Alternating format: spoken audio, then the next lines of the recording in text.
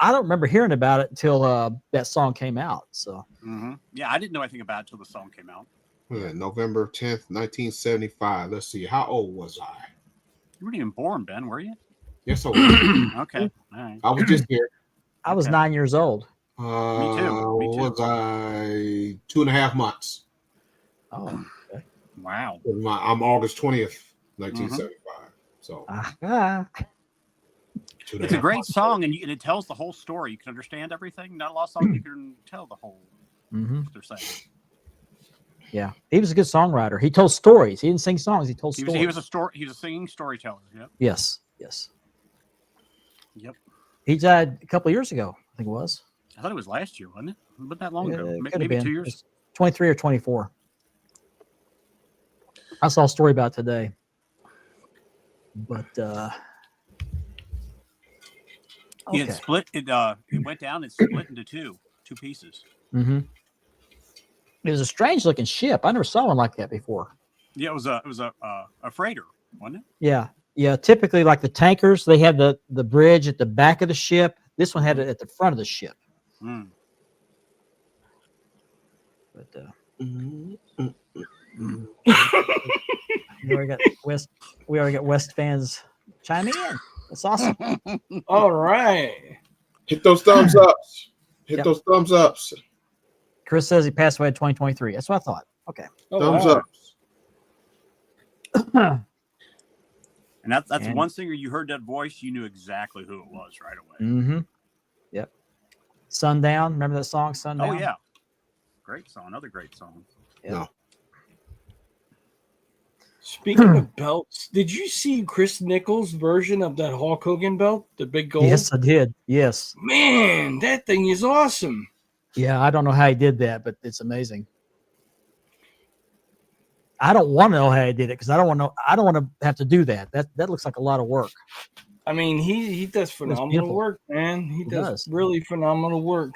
He does, and quick too. He gets it done really quick too. Mm-hmm. He's always been good, but he's getting better. Mm-hmm. Here I am still trying to punch the shell tooling around the edges perfectly. He's doing Hulk Hogan pictures on the belts. Oh, 3 minutes. I'm cold. Yeah, me too. We're going to do the belt of the week in the second hour, like we did last week. Okay. Oh, I got it right here.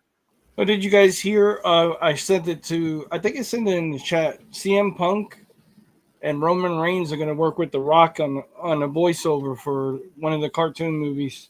I saw that. Yeah, I saw that. That's pretty cool. West is here for those people commenting. West is here. We got him backstage. Mm-hmm.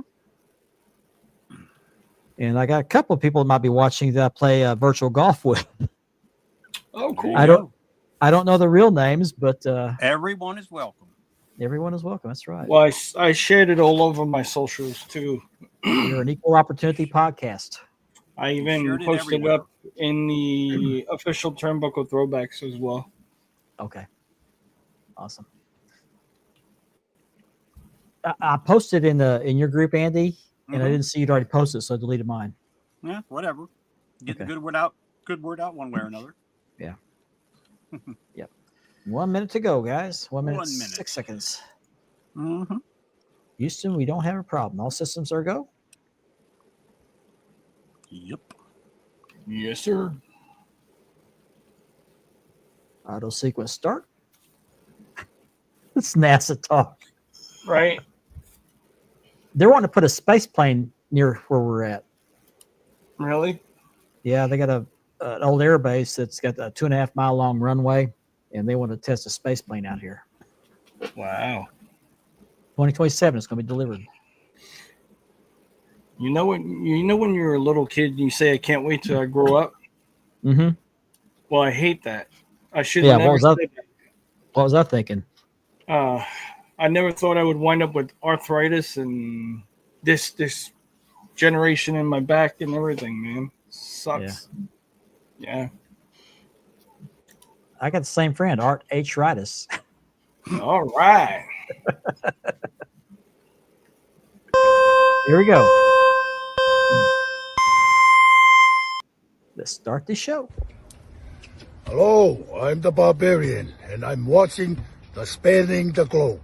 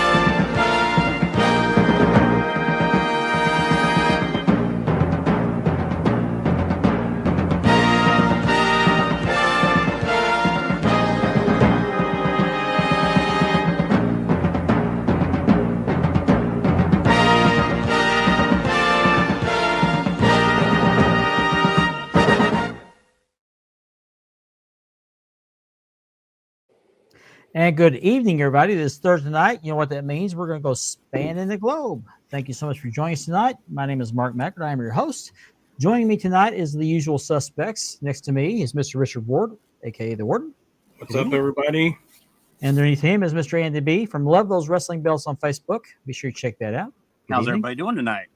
And down beneath me here is a dignitary known to everyone worldwide from Championship Belt Brothers, Mr. Ben Walker, a.k.a. Grandpa. Good evening. Stay off this lawn. Stay And we are sponsored by Mark Leather Championship Beltware Leathering and by Ashley's Southern Designs. And we are proud to be a part of the DAB Network, which also hosts the Double Dropkick podcast, as well as the upcoming broadcast. Be sure to check those out. Mm-hmm. And we are still trying to get 500 subscribers on the Wide World of Belts YouTube channel. And once we get to 500 subscribers, we're just below 250 right now.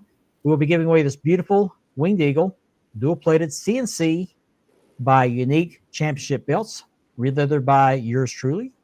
So we have to get to 500 subscribers. So if you're not already subscribed, please do so. And then we'll figure out some way to do a giveaway. And as I mentioned in our promos before, we do have a special guest tonight. He is a professional referee, has been for the last 25 years. He was featured on a notable episode of WWE's Most Wanted Treasures, where he discusses his acquisition of the ring robe worn by Ric Flair in the 1983 Starrcade wrestling event, where Flair regained the NWA World Heavyweight title from Harley Race. So, without further ado, it is my pleasure to introduce to you Wes Potter. Good evening, sir. Good evening. Hey, How's Wes. it Thank going? Welcome to the show. Welcome to Spanning the Globe. Thank you so much for joining us. And we're going to put up viewer comments as we go. I want to give a shout out. Gianni Martello introduced me to you. You met him at where'd you meet him at? At the Charlotte, North Carolina, an event this summer we did together. Is that the Gathering? That's the Gathering. That's it. Yep. Awesome. Sure. Awesome. I hear that's a great event. Every year they have that. Yeah. Yeah. It was a good time. Okay. Awesome.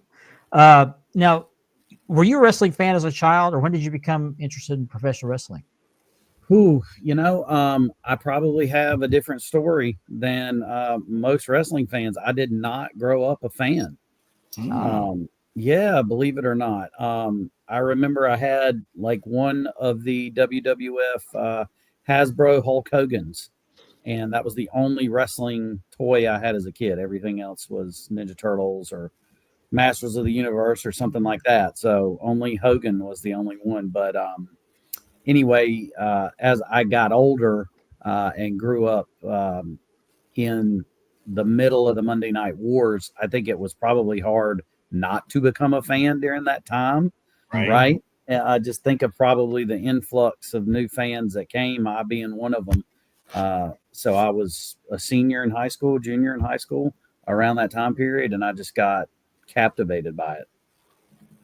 What captivated you first? Which wrestling superstar captivated you first? So Or was it a match or angle? my mother and father both had watched wrestling and had been to live events. It just wasn't something that was played in the house. So until I got to be that age and started watching the WWF, started watching WCW, and of course the programming was top notch, no matter who you were a fan of. But for me personally, the guy that caught my eye was Ric Flair. He just, man, he had, he was always dressed the part. I like things that shine. He had the shiny robe. He had the blonde hair, the women, the whole deal, right? And I was just like, man, when I grow up, I want to be like that guy, right? Because I was a teenager in high school, and so he was the one, yeah. So when did you attend the matches in person once you became a fan, or did you watch for TV? Yeah, once I really started watching the product at home, I played tennis in high school, and I tore my meniscus my junior year or sophomore year, and I had to have surgery. So I'm kind of laid up, stuck in the chair for a while. And, I'm sure you guys remember this. You go to Blockbuster, and my mom rented a whole bunch of, old Coliseum home videos and stuff, and I'm watching that. I'm watching wars. And, of course, I want to go see a live event. So my first live event was in Norfolk, Virginia at the Scope. The Scope. And, yep, the legendary Scope. And Ric Flair was on that card, DDP and some others. And my dad took me, and I was like, man, this is just blown away, Wow.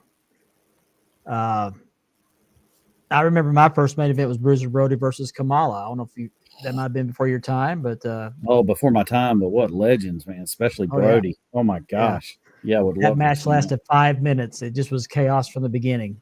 I can see that. That's awesome. So I understand your excitement of being at your first wrestling matches. So yeah, absolutely. And did you get addicted to going to the matches in person?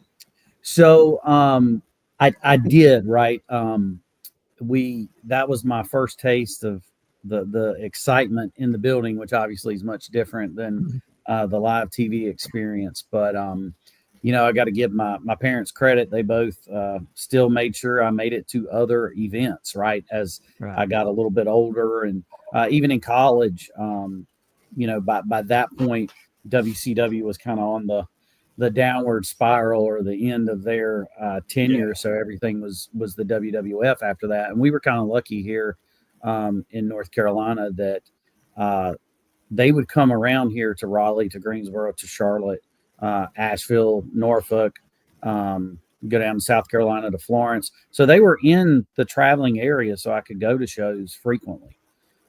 But, watching those live events and watching Ric Flair, obviously, by that point, Flair was, I would say he was in the twilight of his career, but I mean, he had another 25 years ahead of him in 1997. So I don't know if that's a twilight or not, but I knew he had been around for a while. I heard my mom talk about seeing him in Steamboat at Scope.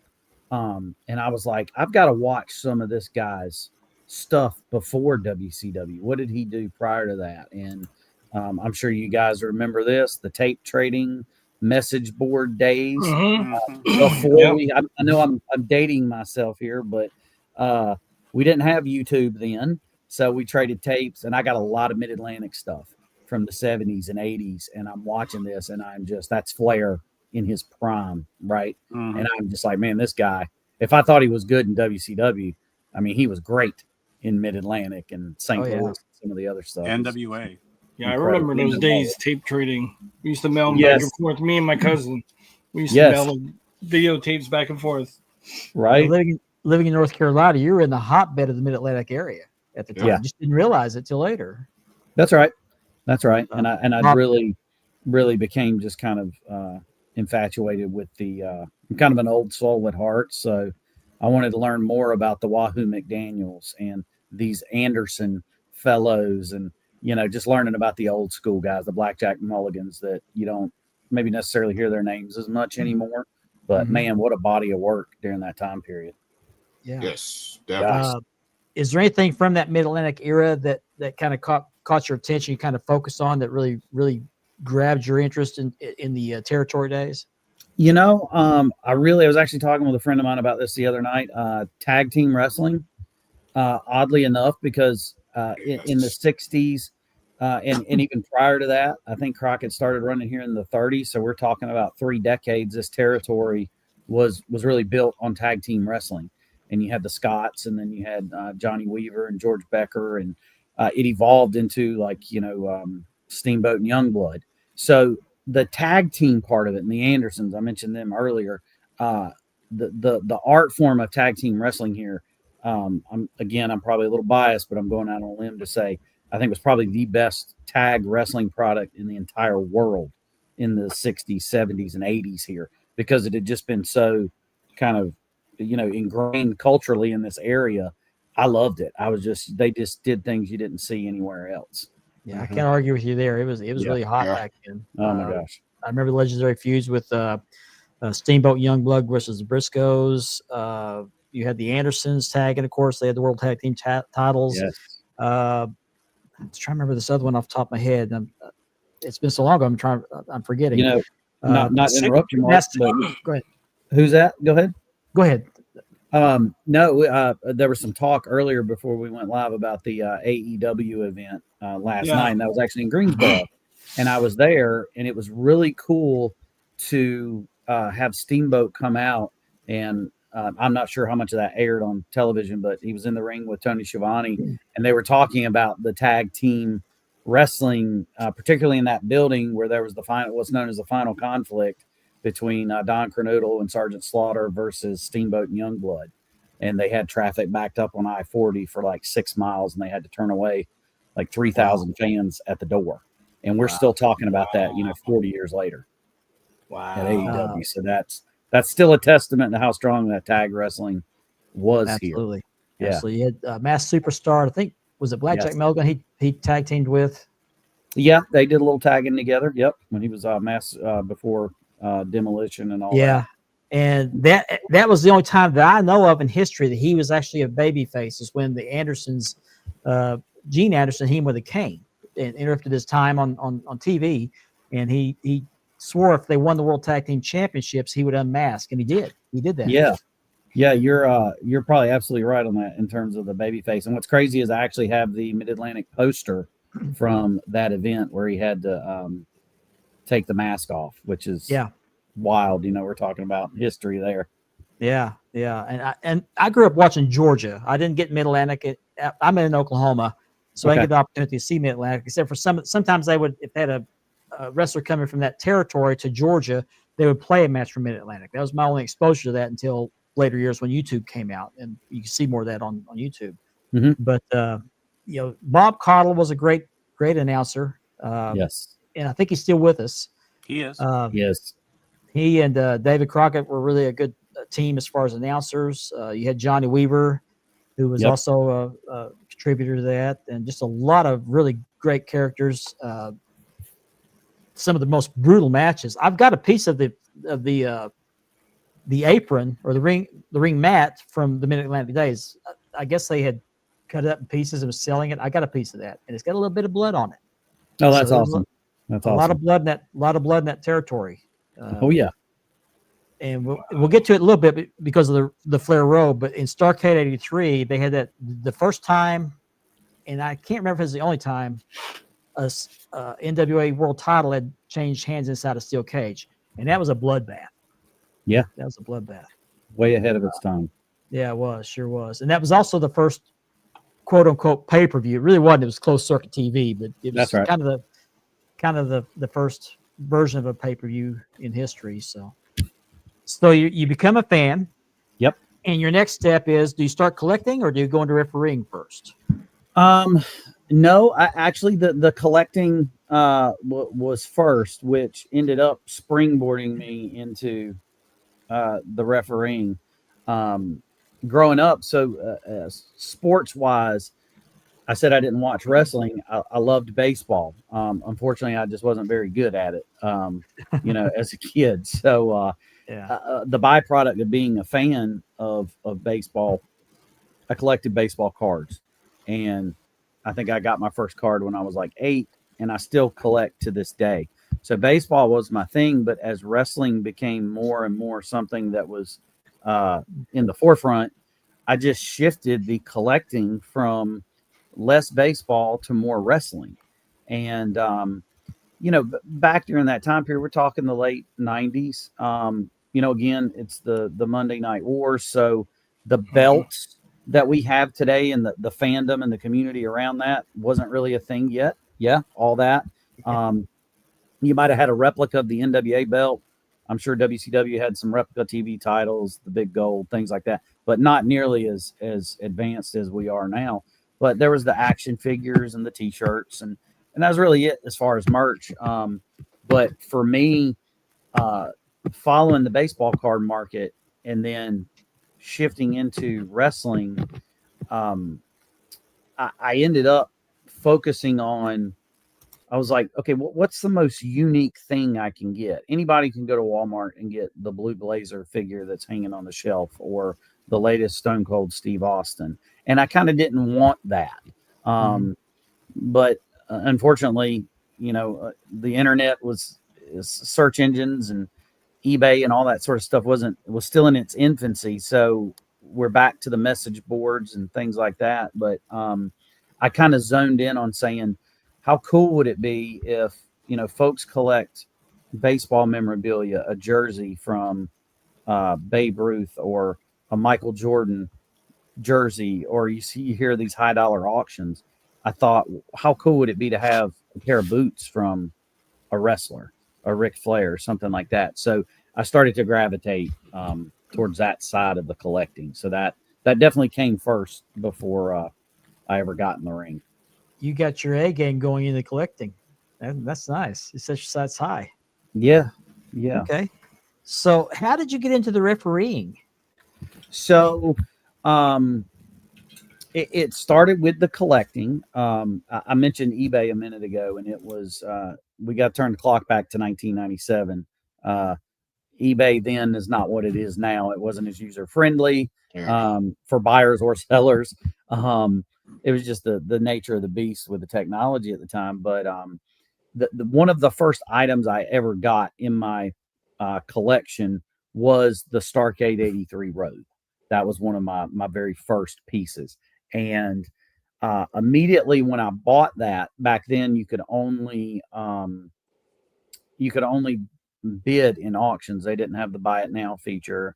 And there's a whole separate story behind the Robe acquisition. So I'm dancing around that to get to the answer for your question. But right after I bought it, you could see people's email address on the screen back then. There wasn't as much privacy. So you could contact buyers and sellers very easily. And I got an email in my inbox after I bought it. And it was from, at the time, WCW was still in business. It was from WCW referee Charles Robinson. Okay. And now as a kid who had watched Charles on TV, and I remember the little nature boy gimmick, you would have thought that, the president himself or somebody was in my inbox. Like this was just the biggest thing in the world, right?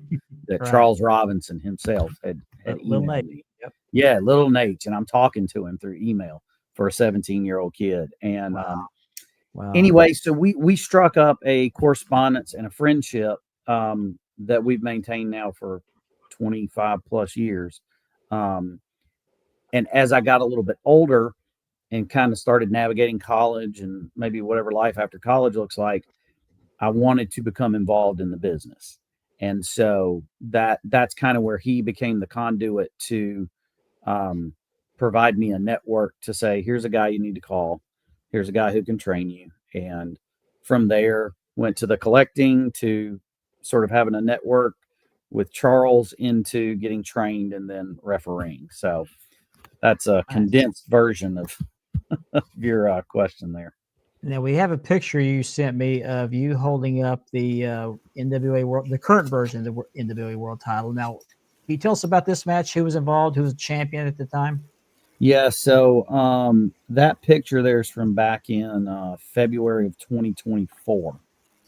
And by that point, I'd been refereeing 23 years by that point. But believe it or not, this was actually my first opportunity to officiate a reigning World Heavyweight Champions match with the title on the line. That photo was actually taken in Norfolk, Virginia, at the Norfolk Masonic Temple, which ironically enough is maybe about 1.5 miles from Norfolk Scope, where I saw my first match. So kind of cool to be working right down the road. But EC3 was the champion at the time, and he came through our area, and we had an event there. One of our local guys, fan favorite, challenge for the title was not successful, but definitely a good match and an honor for me to be able to hold that belt up and officiate a reigning world title match for the NWA belt. Man, I can't even That's imagine. awesome. Yeah. Wow. That is awesome. So is that like the highlight of your referee career, or have you had some other highlights that? Oh my gosh, that's definitely up there for sure. I think, you know, as a referee, you set a little bit of a different, probably goal than what the wrestlers do, right? Right. Which is just the nature of the position. I think you're, you know, maybe are somewhat limited in what you can accomplish. But as far as highlights, man, I've had so many officiating NWA World Championship matches up there. I always look at it with the guys that I've had a chance to work with, like who have I been in the ring with that I would consider a highlight. And I was fortunate enough to be in the ring with Dusty Rhodes. I actually got to referee him and Kamala. I know we mentioned Kamala earlier. Wow. I had a chance to be in the ring with Harley Race, Legends. Ricky Steamboat. Now, these guys may not have been in an active capacity. They may have been managing seconds, but just to be able to be in that ring with Harley, Tully Blanchard, Ricky Steamboat, Ric Flair would probably be the highlight for me of being able to share a ring with him. Nice. They had a professional photographer at the event. They took great pictures. I have those framed up here at the house as like a highlight of, you know, some things I've been able to do. But yeah, the NWA belt's right in there, and then having a chance to work with those guys is unbelievable. So you got to be around Ric Flair. Yes. Did you get to have a conversation with him, or just kind of yeah. I haven't seen him in a few years, but yeah, for a while there, it seemed like we were kind of crossing paths pretty regularly for a while. For about there was a 3-year period I was doing extra work at WWE, and that was right as he was heading into WrestleMania 24. So we would intersect quite a bit, either up there or at independent events, or you know, whatever other kind of functions we might have crossed paths at, because you know, obviously he knew I had his robe, so I think that kind of naturally connected us at some point, right? So right. Yeah, that's definitely been a highlight, though, for sure, being, you know, a big fan. So what is Ric Flair like in person? Is he just like he is on television? You know, to a degree, right? I think I have this conversation, I think, with a lot of folks that have known him or been around him, because you have to remember, by the time I got into the business, that was 2001. So again, WCW shutting down, and he already had a good, you know, roughly 30 years, 29 years in the business. So folks had been around him, maybe more personally, living in Charlotte than I had. But to go back to your question, you know, I think in some ways he is, right? I think all the guys are, because in order for those characters to you know, be transferable to the audience, there has to be an authentic nature there. So if, you know, he talks about the expensive coats and the spilled liquor and the expensive watches, that's all true, right? That's all true. So you know, it's just like Ricky Steamboat. If you ever meet Steamboat, you think the greatest baby face of all time, and then when you meet him, he's like the greatest baby face of people of all time. He's just the nicest guy, right? So one of my aunt's favorite wrestlers is Steamboat. Yes, like what a class act. It seems there's a connection between the character they portray and. There's never a bad word said about Ricky Steamboat. No. What's that? Never had a bad word about him? No. Oh, absolutely. No, there's never a bad word said about him anywhere. No, agreed. And I just got to imagine what it's like to be around Harley Race. I can only imagine. Oh, my. I mean, you're talking about wrestling royalty right there. And I mean royalty before he became king of the ring. I mean, he was loved Harley Race. I had a chance to actually referee one of his. He was a manager that night, so he was a second on the outside of the ring because he still had some limited mobility. But I had a chance to actually pick him up at the hotel, and we went to lunch before we went to the building for the event. So I got to spend some time with him. But just a real quick story here, and I'm maybe getting off topic, but always love to talk about. You hear how tough Harley Race is, and now you have to remember by this point I'm probably in like my mid-20s. Harley's got to be getting close to 70, if not limited mobility, that sort of thing. But he's still Harley Race, and I go to pick him up from the hotel. He's going to check in, and he goes up to the counter, and he's kind of walking with a limp, and he leans on the counter. And this particular hotel was like maybe not in the necessarily best part of town, and kind of traffic going back and forth, pedestrians, etc. And so while he's checking in, someone kind of bursts into the lobby, and I mean very loud, boisterous, aggressive. Not sure what was going on with the individual, but there was obviously something not quite right. And they burst in, and I'm just kind of a young kid, and I'm looking like, what's going on here? Harley's completely unfazed. He's leaning on that counter, talking to whoever it is, and the person starts kind of doing almost like a whirlwind motion in the lobby, and this lobby was really small, so we were very confined in there. It's me, Harley, and this guy spinning around like a tornado and just kind of dancing, bebopping, and he does his thing and like goes back out the door and just disappears into the night. And I'm standing there going, what in the heck just happened here? And I'm thinking this, and I leaned into Harley Race, and I said, Mr. Race, I thought that guy was going to bump into you. And he never misses a beat. He's leaning on the counter, and he turns and he looks at me, and he goes, not likely. And that delivery alone like had chills down my spine. And I was like, this guy might be old. He might have a limp. I was like, but I have no doubt he would have flattened that guy. Tough as nails. Tough as nails. Yeah. Like that. I got a tough Harley is. I got a quick question. Since you're on Harley, would you take the damn money if you offered it to you? Somebody needed to take the damn money, didn't they? Right? Oh, I had to ask that. Yes, we got in the clips there. economic Hang on. conditions. I would absolutely. I was ready for this. Somebody take the damn money. Yes, I love it. Andy loves. I've got a T-shirt. Well, Andy has one too. Has it saying? Me that picture on too. there. Great T-shirt. I love that. That's great. Oh man, yeah. My uncle met Harley Race in 1980 or 81. It was the last time he held the title before Ric Flair got it. He was in Lawton, Oklahoma.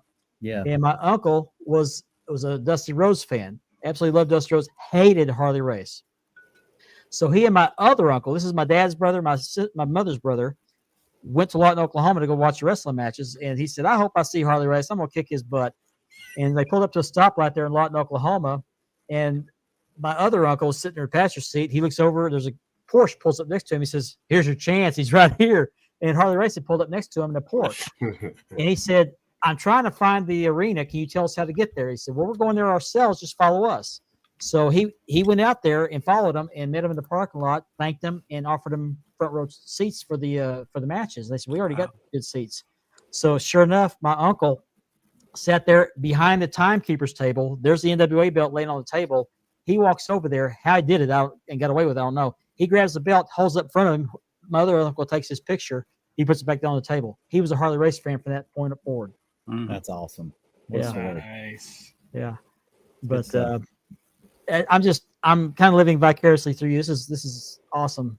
He just reminded me of a pit bull. The way Harley was in the ring and the way he did his promos. It was like an older pit bull, He was very. Yes. Flair does a great impression of Harley. He does the best impression of with a cigarette. Yes. Yeah. I got next. No, we're not doing that, kid. Not tonight. Yep. And that's just the way he was. He smoked on the way to the building, dropped ashes in the car. That's the way it was. And I heard you're not going to say anything if he's dropping ashes in your car because it's Harley Race. Yeah. We just I like, well, heard he if drives like a burns the car maniac. down, that's fine. I heard he drove like a maniac. People drove Yeah, with him. well, we didn't let him drive. My dad was driving. He rode up with me on the trip. I was in the back seat, and Harley was in the passenger seat in the Oh, front. nice. Yeah, By the we didn't way, have a death wish there. By the way, that night my uncle met Harley Race, he was defending the title against Andre the Giant. So, I wonder if he slammed Andre that night. You know, Harley. I don't know. Right. He didn't Had say. One of the Slammed first Andre. ones to slam Andre back in the day, Yeah. too. Yeah. That's yeah, right. yeah. Well, That's long right. before Hogan. That's Absolutely. right. So you had a career, 25 years in refereeing? Yeah, I'm still going strong. I started. Still going in, strong.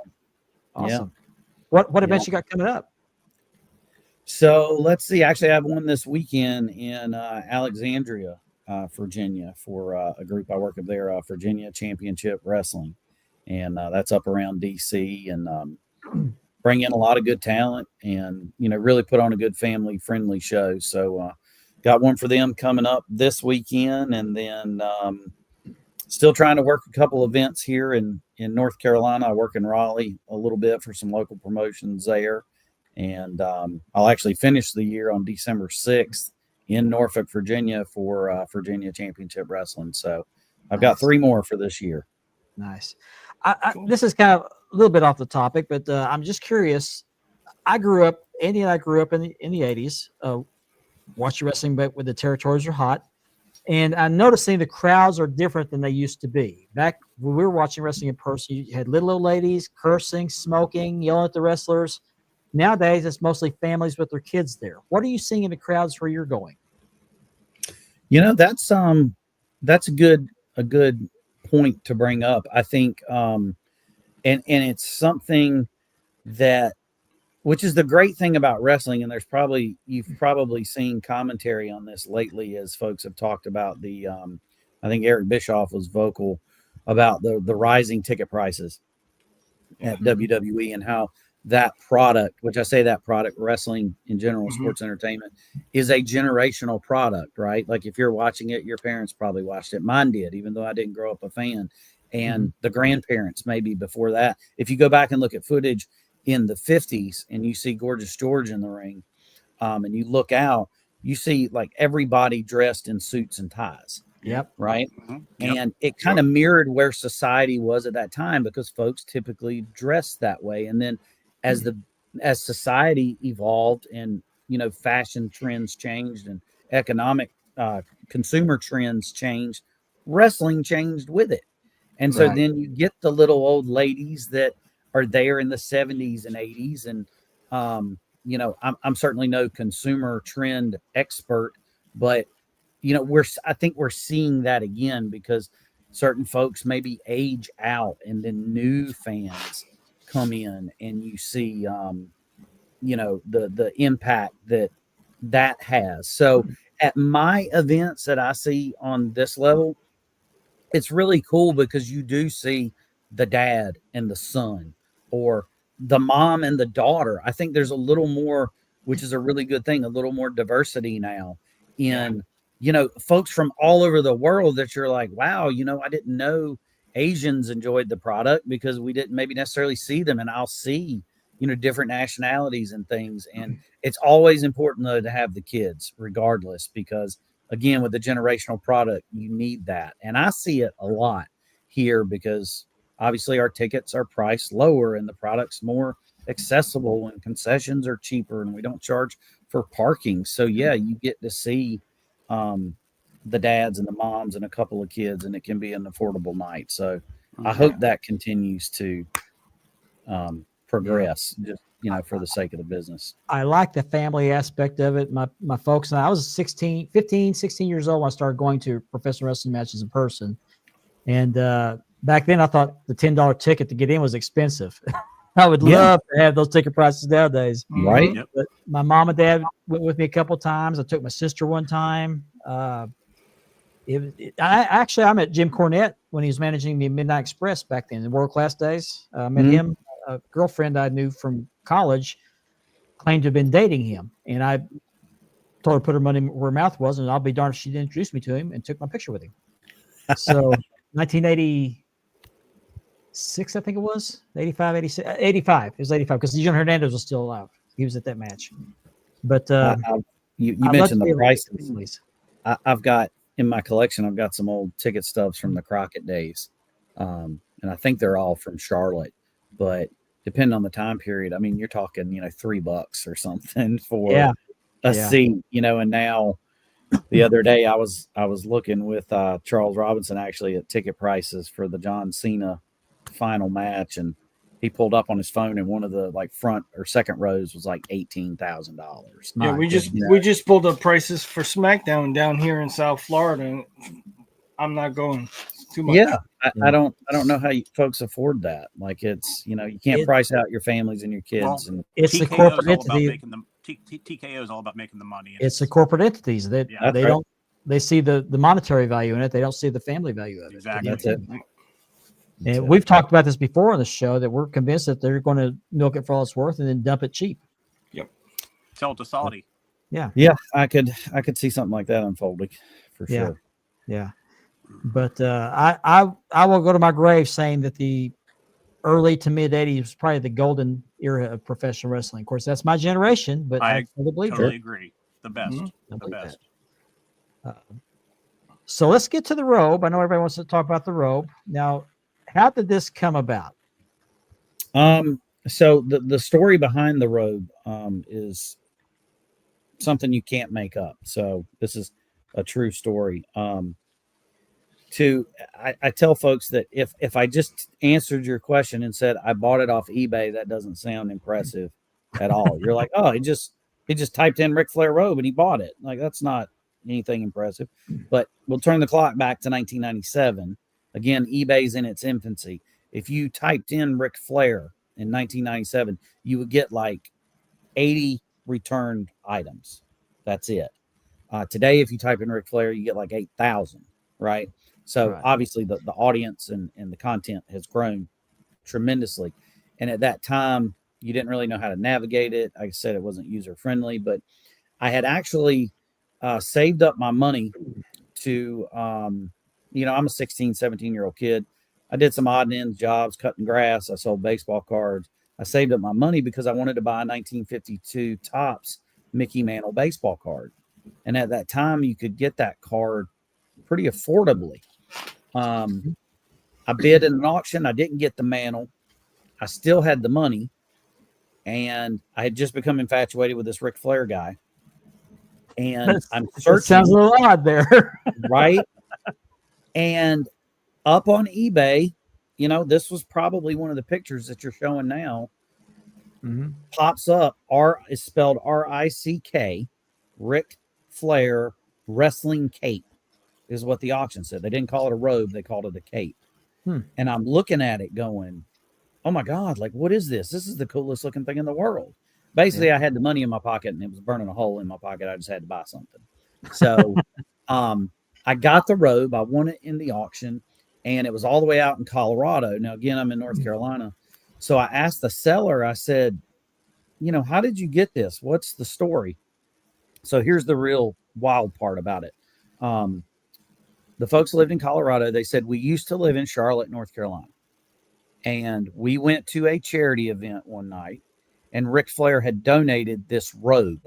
And that's not uncommon. He's done that several times. He donated a robe for the Brian Pillman Memorial the year he passed away that was auctioned off and raised money for the Pillman family. So he's done that before. They said, we went to this event. The husband apparently had a little bit to drink, thought it would be a cool idea to buy this Ric Flair robe at the auction. So he did. He bought the robe and, gets back home and the wife's none too pleased that he brought home this silly wrestling cape. And, I guess after a while, from what I was told, the newness kind of wore off of it. Right. And they were like, all right, they packed it up, put it in a box. So they move, got a new job offer from Charlotte, go out to Colorado. And when they move out there, they start unpacking things and they see this old box and, open it up and, oh, it's that silly robe you bought in Charlotte, so let's figure out what we're going to do with it. So what do folks do when they're moving? They want to downsize stuff, get rid of things. They have a yard sale. Yeah. So they take Ric Flair's robe that he won his first 3 world titles in, because he wore it when he beat Dusty. Of course, he wore it at Starrcade 83 against Harley, and he took it to Japan and won the belt back from Kerry Von Erich in Japan. So his first 3 world titles were in that Robe. They take that piece of history, they put it on a yard sale table for sale. The asking price, this is 1997, but still, it's embarrassing. The asking price is $15. Wow. $15. What? $15. Now, unfortunately, I wasn't at the yard sale, so I had to pay more than $15. But here's the thing. Nobody bought it. No one wanted it at $15. So then they take they put it back in the box, and they're going to take it to the dump and throw it away. Because nobody wants it. They just think it's a piece of junk. And so the buddy that was helping them move said, "What is this?" They said, "Oh, you know the wrestler Ric Flair? Well, it's his cape." And the guy said, "Well, instead of throwing this thing away, there's a new website, and it's like a yard sale, but it's on the internet, and it's called eBay. And I might can sell it for you there." The guy said, "Okay." They put it up for auction. I won it. And that's the history behind the $15 yard sale Ric Flair Robe. Are you at liberty That's crazy, man. Are you at liberty to disclose what it won for on the eBay auction? So not nearly what it's worth today. I'll just say, probably a couple grand would be the ballpark at that time period. So, but you also got to account for inflation and things like that. It would be more than that today. But for that time period, that was pretty good money, because folks didn't collect this stuff then. That wasn't the whole community of the belts and the ring worn stuff that wasn't even a term. Kind of wish you can go back in the future right now.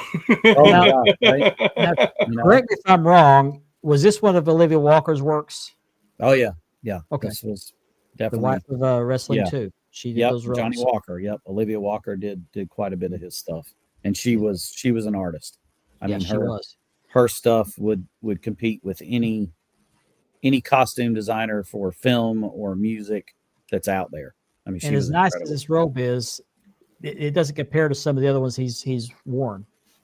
What's interesting with this particular one here, when I got it, it actually is not in very good shape at all. But it's also 45 years old, right? It's been all over the world, so you're not going to expect it to be, but so good. But inside of it, when that cape opens up, it was actually torn inside the sequin. The flow of the sequins is off, and so it doesn't look right. And I got on the phone with her shortly after I got it. I got her number, and I called her. They lived somewhere in Georgia, and I talked to her briefly because I wanted to have her restore it. I was going to have her bring it back to its glory. And I asked her about that inside with the sequins, and she said, yeah, he took it to Japan and wore it over there, and it got snagged on a guardrail when he was coming out. So the entire sequin applique just got ripped. And her words were, he took it to another seamstress and she botched it up. So she was very proud of her work and very meticulous of how it was presented. Of course. And I could hear it in her voice. I can still hear it, that it bothered her that this wasn't presented in the way that it should have been. But I'm sure that's probably the only robe he took with him on that tour. So he didn't have a choice. It had to be fixed so he could wear it the next night. But to me, that's a cool part of the history of what goes into that, right? It gives a character. Yeah. Now, I didn't know he wore this robe when he won the title from Dusty Rhodes. Now I do know he wore it at Starrcade. And I think I knew he wore it in Japan when he won it back from Kerry Von Erich. But I also got this picture up here. As soon as I find it again. This is a picture of him wearing the robe the day he lost it to Kerry Von Erich. That's right. Both times. Yeah. Which was unusual because he didn't like to repeat robes. And, I was talking to somebody recently about, I could be wrong here, but I think this was probably one of the first significant purchases he made for a robe, because before that he had robes made, but they were actually made by Wahoo McDaniel's wife, and they weren't nearly as intricate. So I don't think he was necessarily financially, he wasn't world champion yet. So he wasn't necessarily in the position, I think, to buy expensive gear, because expensive gear or nice gear is expensive. Mhm. And I think this was probably his first way of saying, I'm going to really put some money into a really nice robe. And he, as a result, wore that a lot. Right. So Here you are with the robe. Now you ended up on an episode of WWE's Most Wanted Treasures. How did that come about? So I mentioned Charles Robinson earlier. I owe him a lot. He was a big part of me getting on that show. He called me one day and he said, "Hey, you're going to get a call from a producer in L.A. about a show." And I was like, "Oh, cool. What are we doing a show about?" And kind of, I hate to use the term reality TV, but a lot of that, I think they've probably squeezed as much reality TV. I don't know if there's any new ideas out there. I'm sure if there are, they'll come up with them. But at that time, the wrestling gear is kind of like a niche community, an underground kind of cohort of collectors. And I think that really caught the interest of the producers. And so that's how the whole show came about. Wow. And the story was trying to locate one of Ric Flair's robes, the one he wore at the Royal Rumble when he won the title.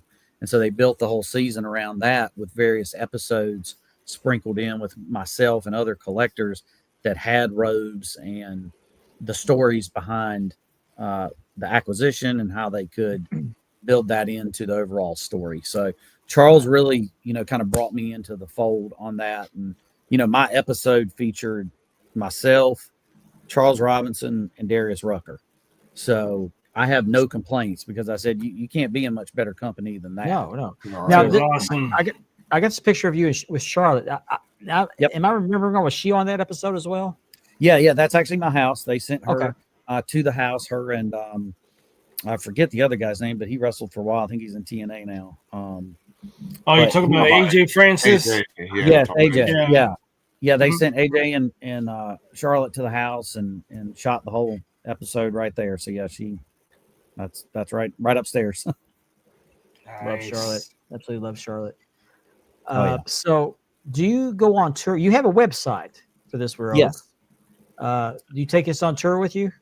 So I do kind of in limited experiences. Just I mentioned the age earlier. I really do try to be very vigilant in how it's protected, how it's presented. It's kind of one of those things where it's like I want to share it with folks because at times, if it's only stuck upstairs in my house, it's not really being shared with people, and I feel guilty about that sometimes. But then by the same token, every time I pack it up and I move it, we lose feathers, we lose sequins, and we lose little things, right? So I'm thinking eventually this could do more harm than good. But I do try to take it out and share it. That's where I met Gianni at that event in Charlotte we talked about. And aside from the conservation, I try to do a lot of promotion of the history of it. You've got the website up there, flairrobe.com, where I've got tons of pictures. I've got, I mentioned the sequins come off. I've taken some of those that have come off. I've fashioned them into a trading card to make those available to fans. And the price point's really affordable as opposed to trying to buy an entire Ric Flair robe, right? So you can kind of own a little piece of history. So I try to share it and preserve it at the same time. All right. And you also have a Facebook page, Ric Flair Starrcade A3 Robe. Yeah. Really, I try to be really active on that with, just day-to-day content with either Flair himself or pictures of the robe I haven't shared before. That picture is from the Facebook page, I believe. Yep. Different merch that's available. Just it's really cool because I like the events because you get to see, I know you talked about kind of your era and your heyday. All of this preceded me. This robe's older than I am. Wow. So the events that it's been a part of, his first reign was about a year before I was born, and Starrcade 83, I wasn't even quite a year old yet. So I missed that pinnacle period of his career. But being in the Carolinas, I've done events in Greensboro with it, Charlotte. I've been up to West Virginia. And when you see the folks and the fans that come out and they talk to you about how much this means because they remember going with their grandma or going with their dad to matches, and maybe that person's not here anymore, it gives you chills because I had a grown man come up at one of the events, and he was in tears. Like, he wasn't openly weeping, but his eyes were swollen.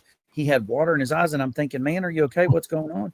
And he's like, yeah, I remember seeing him wrestle, and my dad took me, and my dad just died 2 years ago, and he's got this story. And I'm like, man, you forget like how important that is to these people. It's a part of the childhood. It's a part of a family memory. And I'm like, that's really important, right?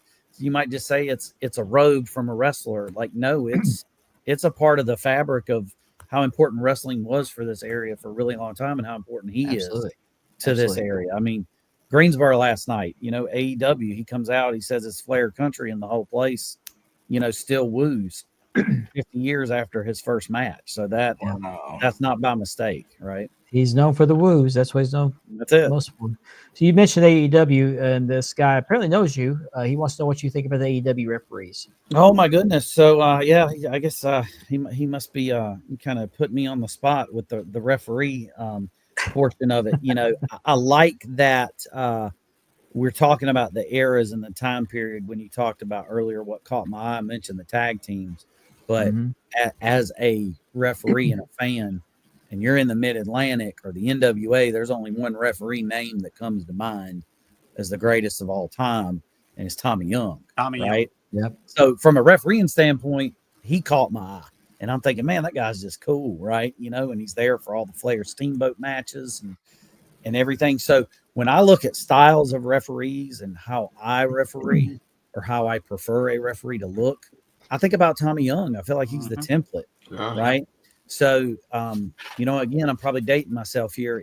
If you get outside of that template that was created for the referee or the role of the referee, which he defined, if it's outside of that, it kind of makes me feel a certain way, right? I get between how does the business evolve, because people didn't fall off of cages in the 1950s, right? Buddy Rogers didn't fall off a cage, but then we get to Mick Foley, and he gets off the cage, so the business grows and it evolves, and the referees change. So the AEW referees, if you watch their product, it's definitely different from WWE. The product's different, the referees are different. If I have a particular style, I'm more traditional. I like the straight down the middle, less flashy guys that, just kind of fade into the background. Nobody comes to see a referee. They come to see the matches. If the ref's involved in something and it catches your eye, that's okay. That's the booker's plan. But I like a discreet referee. So if you're outside of that template, then, maybe I'm too old fashioned for you, I guess. Well, you kind of hold people to standards of things you're familiar with. I mean, my favorite referee is David Manning from World Class. Okay. But I get that Tommy Young, because Tommy Young and David Manning had similar styles. If they were out of position, they would dive over to make the 3 count. They both would do that. Yeah. And they would also take bumps very well. They were very good at taking bumps. So I would say those two are probably. Well, actually, I like Nick Patrick as well. You probably aren't familiar with Nick Patrick. But, Nick Patrick's great. Yeah. They're in my top three. So. For sure. Now back to the rope for just a moment, because I saw this up here, this comment.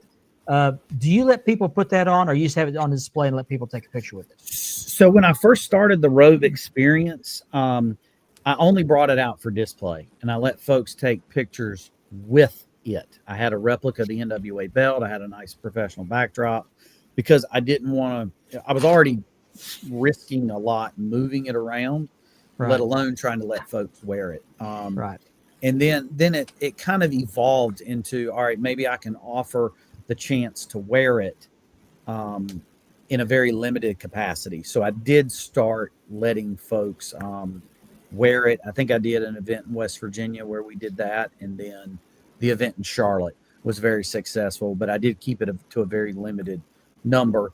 And again, I have to thank the fans, because when they come up, they're almost more meticulous and careful with it than I am, because they appreciate it so much. Trying to put it on, they're like, I don't want to damage it, I don't want to hurt it. And I'm just thinking, man, that's really cool. There's so much respect for it. So everybody's been great that's had a chance to wear it. But so I try to do a little bit of both, right? Give you a chance to enjoy it and still preserve it at the same time. Right. Okay.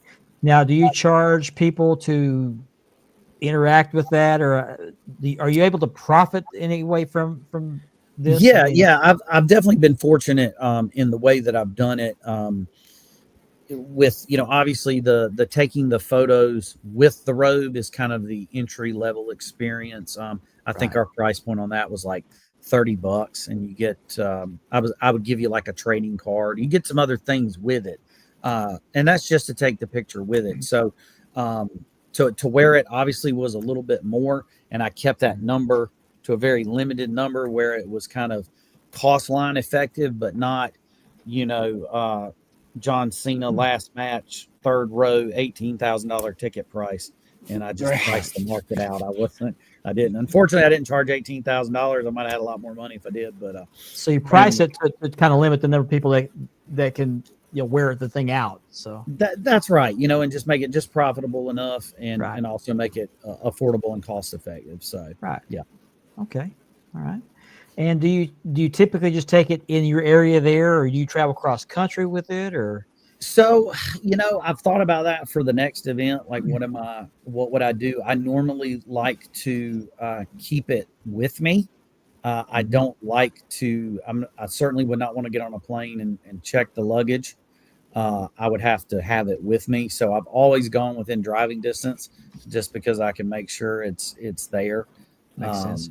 But, I don't know that I wouldn't be opposed to going somewhere else. It's just logistically kind of how do you map that out? Because the setup that I have for it, I do try to kind of create a little bit of, like I said, I have a nice professional backdrop.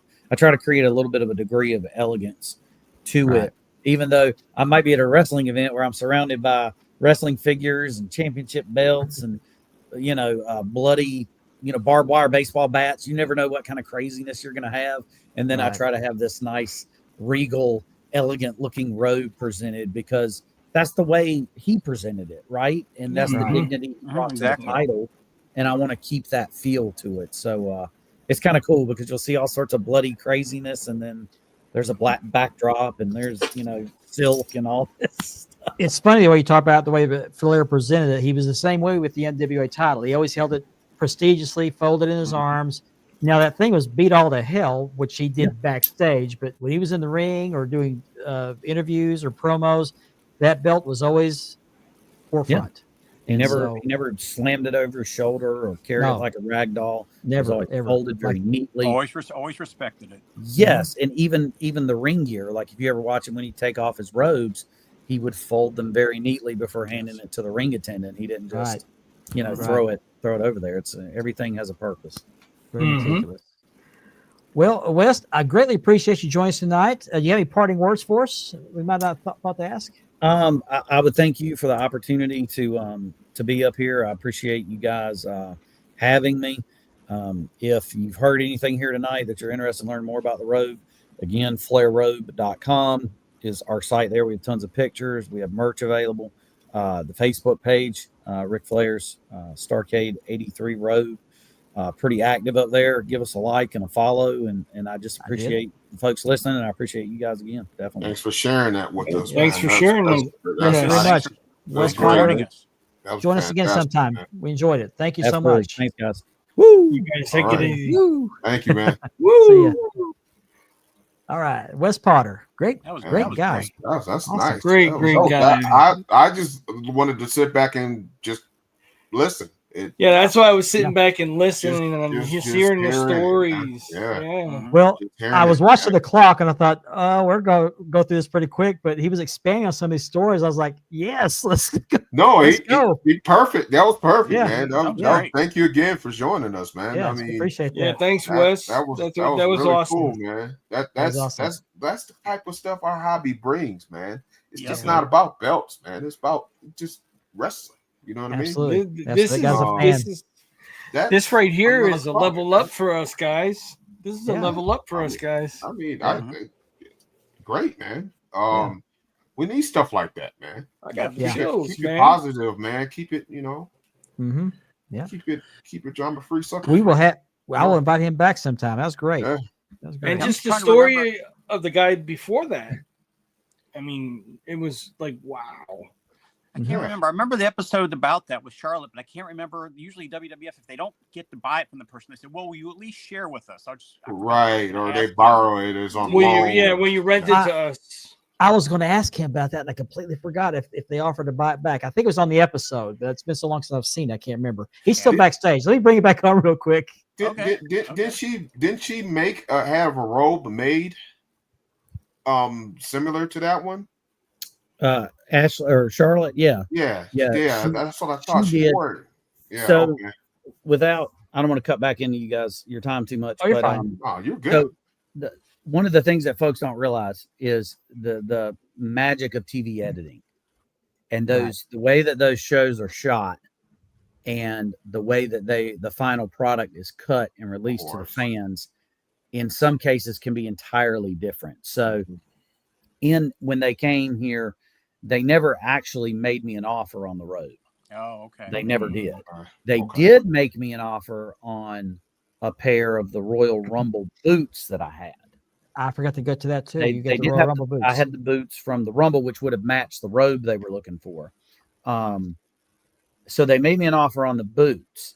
I declined that, and that was the end of it. The way that it was edited and released, they didn't mention the boots at all, I think, on the TV show, or they maybe showed them, but they ended up making me an offer on the Robe, which never happened.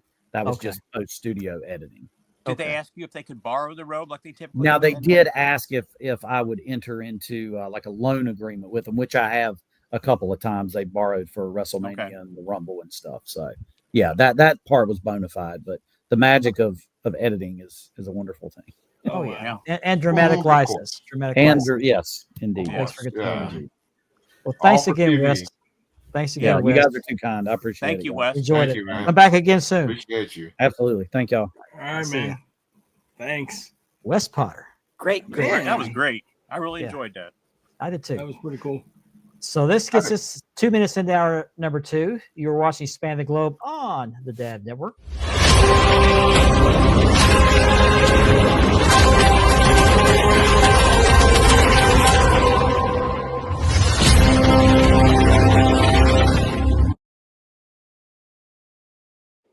Welcome back to Span the Globe. We are in hour number 2, and we are sponsored by Marked Leather Championship Belt Leathering and by Ashley's Southern Designs. And Span the Globe is a proud member of the Dad Network, which also hosts the Double Dropkick podcast. I said it right twice in a row. Yeah. Go me. Yay, Mark. As well as the upcoming broadcast. Ethan Thompson is trying to put the finishing touches on the show, and looking forward to him talking about men's issues, something a little bit different from the hobby, but it should be great. Look forward to that. And so we're still trying to get to 500. I've got something in my head. I'm trying to get it out. It's making me laugh. Sorry, guys. You guys know what it is. Yeah, I know exactly what it is. Damn it. We're trying to get to 500 subscribers on the Wide World of Belts YouTube channel.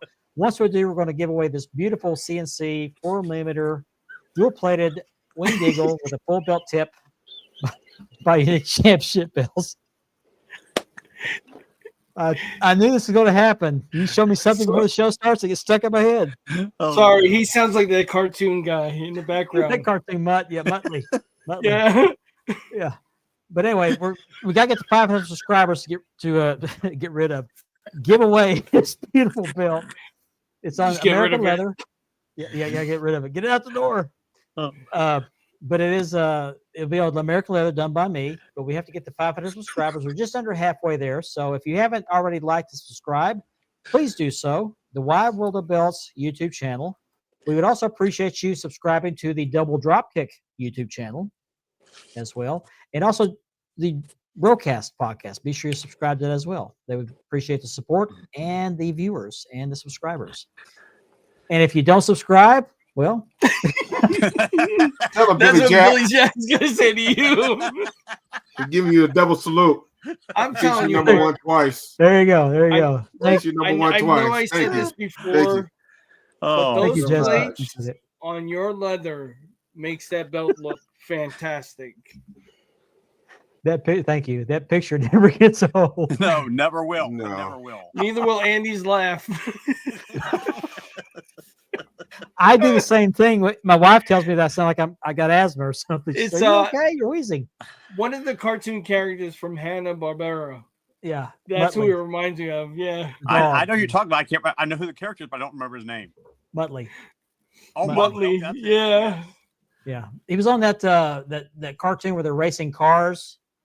Yes. Mm-hmm. Sure was. Smedley something is the bad guy or something like that, but Muttley is. I know. I can't remember the name of the cartoon. Hang on, I'll look it up. Okay. Look at Muttley. So we usually start the show with a belt of the week, but since we had our guest, we put that off to the second hour. This is the second week where we've done this, and I think it's worked very well. And I've got it again this week. So let's get to the belt of the week.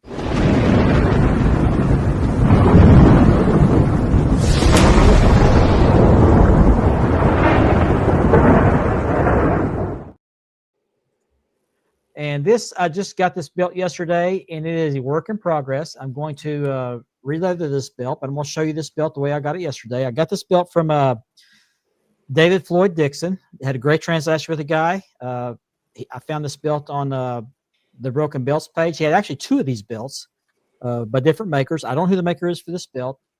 I'm introducing you before I put the video up. I paid for the belt. I think he asked for $150 for it, so I bought it. He immediately shipped it, and I got it within about 3 days. So it came yesterday, and let me pull it up here. This is it, the Hogan 85. Again, I don't know who the maker is, but it is 4mm zinc. That is not dual plated. It has paint, but here's the leather that's on it right now. Probably the maker's leather. And the leather really isn't terrible, but the backing was horrible. There's the backing right there. It's coming loose. As a matter of fact, I just took 2 fingers and peeled it right off. And so I'm going to give it the spa treatment. I've already cleaned the plates a little bit, but I'm going to get them off the strap and give it a good bath in non-dishwashing soap, which I did yesterday. Kind of did a little sponge bath with it. And but I'm going to clean them really, really good. The plates are really in pretty good shape. There's a curve on them. The side plates are curved, which I'm not real crazy about that, but they are still beautiful. It's got gold paint. The side plates do need a little bit of paint work, just a little touch up, which I'm going to do. I'll show you here in a second. There's the belt of the week, Hogan 85. Beautiful belt. I really don't want to sell it, but I don't need it. Don't have the room for it. So here's the belt right here. Let me go full screen. Here it is right here. Beautiful belt. It is a standard definition of etching, acid etched. It's really not too bad for ST. So I'm actually impressed with it. And here's the side plates. It's got gold paint on there, which I think the original had. This one here, this one over here, has a little, you can't see it on camera. I'll show the guys. It's got a little scuff mark right here at the bottom. So I'm going to try to touch that up. And then the outer side plate here, this one right here, is missing some paint right here at the very top, right here. You see the missing paint. So I'm going to fill that in. And I don't know if my gold paint will match this gold paint. It's testers. Oh, the backing is off of it, by the way. And the backing is pretty sticky, which amazes me that the backing came off so easily. It does have the small post on the back, which I'm not real crazy about, but I can make it work. But the leathers are really not too terrible. What I normally do with these belts, this style of belt, and I think this is the way the originals were, and a lot of makers and people who do re-leather do this point right here. See, it's pointed right there. I tend to round those off and do a little bit more of a taper to make it look a little bit more, I don't know, pricey. But once I get this done, I already got the strap ready to go. I haven't cut it out yet, but I've got the 4-inch part of it. I got to do the contours here. I'll get this re-leather once I finish this other one I'm working on. And I'm going to fix the plates, fix the paint on the plates, give it a nice cleaning job, fresh leather, and this will be on sale. This will be for sale. So if this is something you're interested in, let me know, and we'll make a deal. That is your belt of the week. Okay, Muttley was on 2 cartoons. He was on Wacky Races. Wacky Races, thank you. And then Dastardly and Muttley and their flying machines. That's it. Yeah. Yep. Me too, Jesse. I just love that style of belt. That's like the NWA TV. Yep. The World Class American. The what else? Oh, the National Heavyweight Championship. The NWA So TV. many. So many. Pacific Northwest belt. Mhm. Yeah, that style very popular. Yep. Oh yeah. I didn't steal it, but I got a good deal. But David Floyd Dixon is a guy that I highly recommend. He, like I said, I had a great transaction with the guy. He had 2 of those belts. He sold them both. I bought this one. Somebody bought the other one. I actually like the shape of this plate better. The other one didn't have quite the right shape, in my opinion. So, but he got that was sold as well. But immediate shipment. We did friends and family because we're friends on Facebook. I never dealt with the guy before, but I highly recommend if he has any more belts for sale, deal with the guy. He's great. He's great. So I'm out of material, guys. No, I want to take this opportunity to point out that I think it's today, or at least this week, is the 20th anniversary of the death of Eddie Guerrero, and we can talk about that. And I'm looking at my screen. My camera's up here. I got on a tripod, so if I'm not gonna look right at the camera because against the screen, but it won't shake as much. It's not attached to the table like it was. But let's talk about Eddie Guerrero. I first saw him in WCW. And he was so much fun to watch. So much fun to watch. Yes. I remember seeing him when he had the mask on. Oh, I don't remember that. He was a mask wrestler. Yeah, Black Tiger in Japan. Oh, okay. I didn't get Japan. Back then, and then he came to ECW. He's one of those guys that flowed through ECW. Him and Jericho and Benoit and Malenko. They all came as a package. And it was Perry Saturn too, right?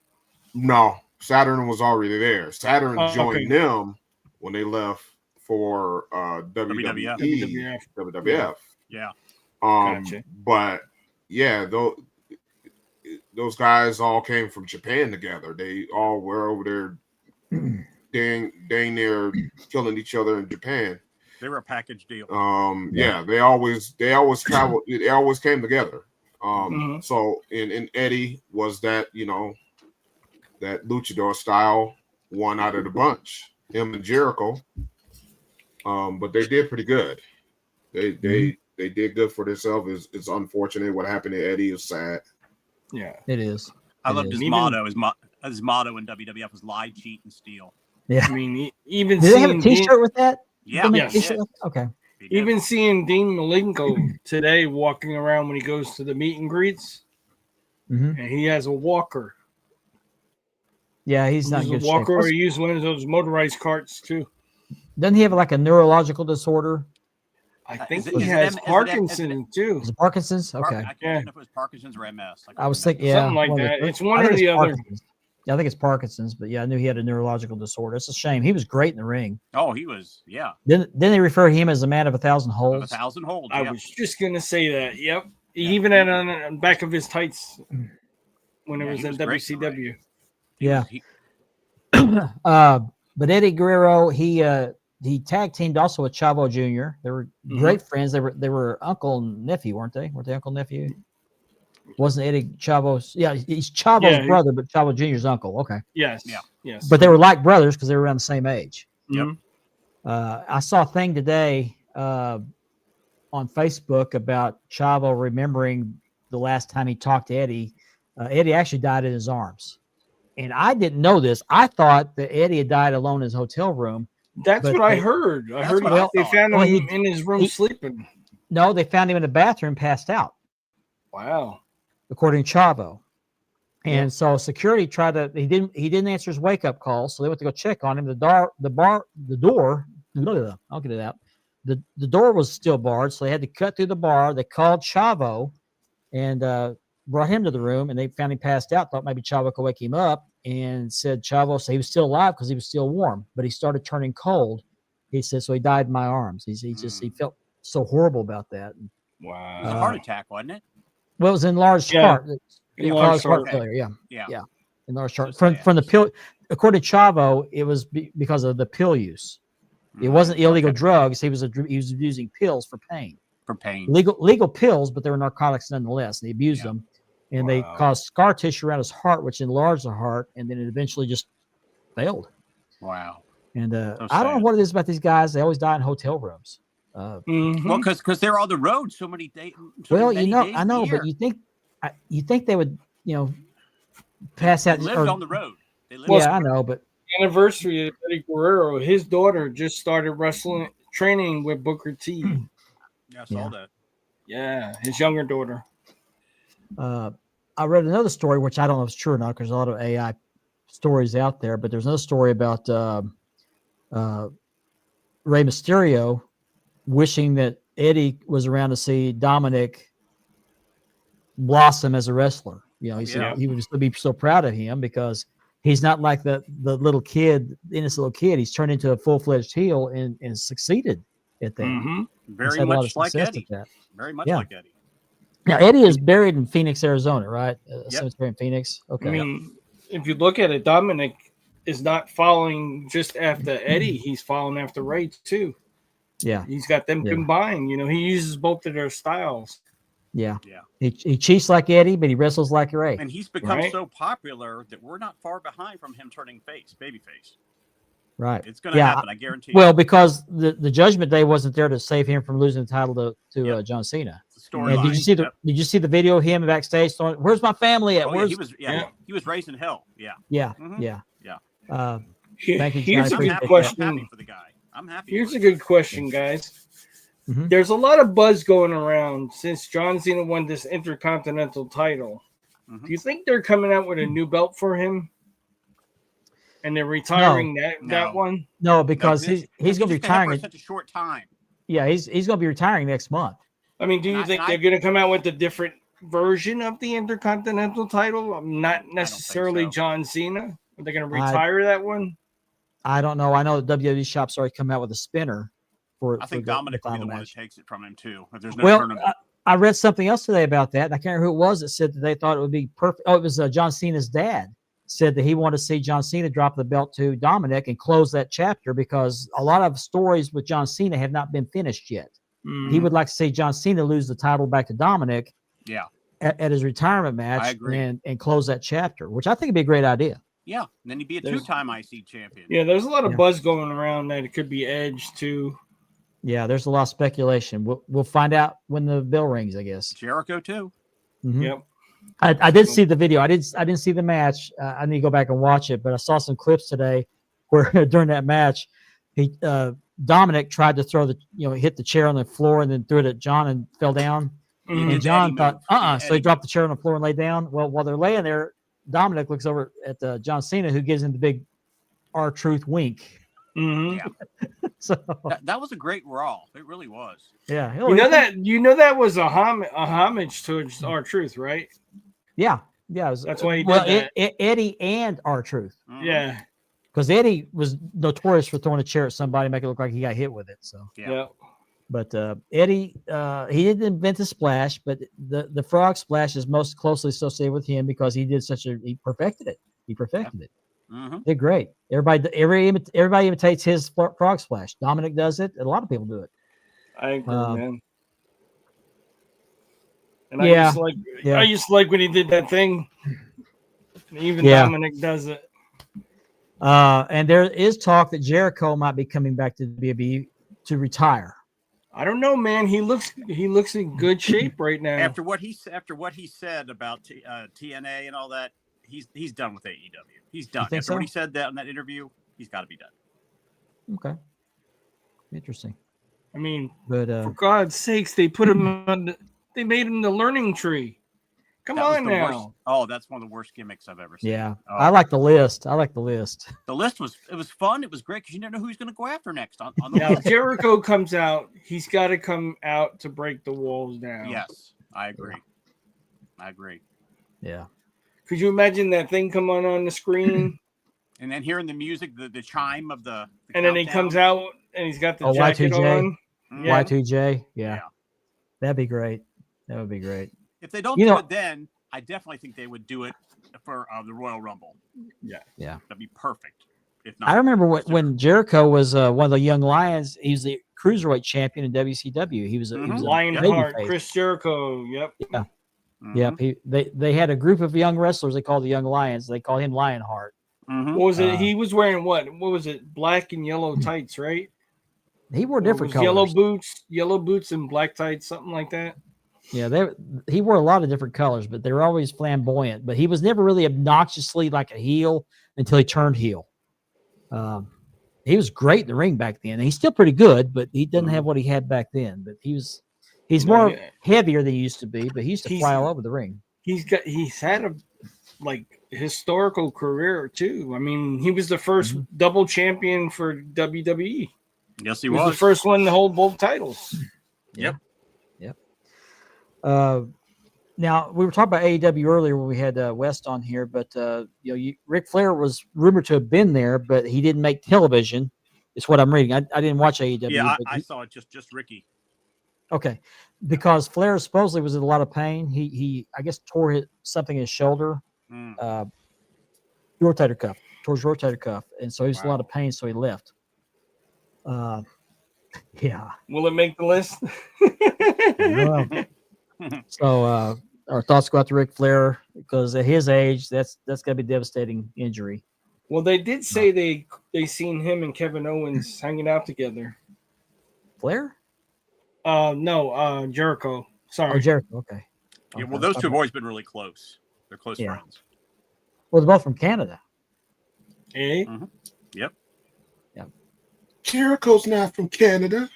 He's from New York. He was born in New York. Oh, that's right. Didn't he hail from Canada, though? Right? He grew up in Canada. Yeah. Okay. Yeah. I remember in World Class when gentleman Chris Adams was feuding with Gorgeous Jimmy Garvin. Gorgeous Jimmy Garvin said he's not really an Englishman. He worked at a Dairy Queen at Biloxi, Mississippi. I still get flack from my cousin because I was like, Nikita Koloff is not really Russian. He's like, no, he's a redneck. I was like, what? No, he's not redneck. He's from Minnesota. He's from Minnesota. I even told that story. I said, I really thought you were Russian. I swear to God, I said, you had me fooled as a kid. A lot of those guys came from Minnesota. You had Scott Hall was from Minnesota. You had Nikita Koloff, Road Warrior Animal. Henning. You're talking about Minnesota. WWE quietly let go of Jesse the Body Ventura. Oh yeah. Because they let his contract. They let his contract expire. Yeah. His contract they expired. weren't happy with what he said about during Saturday Night's main event, the cage match. Yeah, that last Saturday Night's main event he did. They didn't like it. Yeah. Oh really? Yeah. What did he say about that? I guess I missed that. He goes, "This is bullcrap.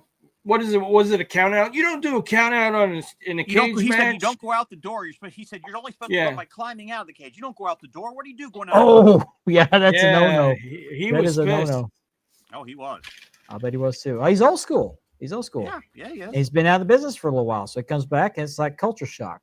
Aren't they releasing his figure, Ben? Rick Rude, Rick Rude from Minnesota. Yeah, he has a Legends deal. Okay.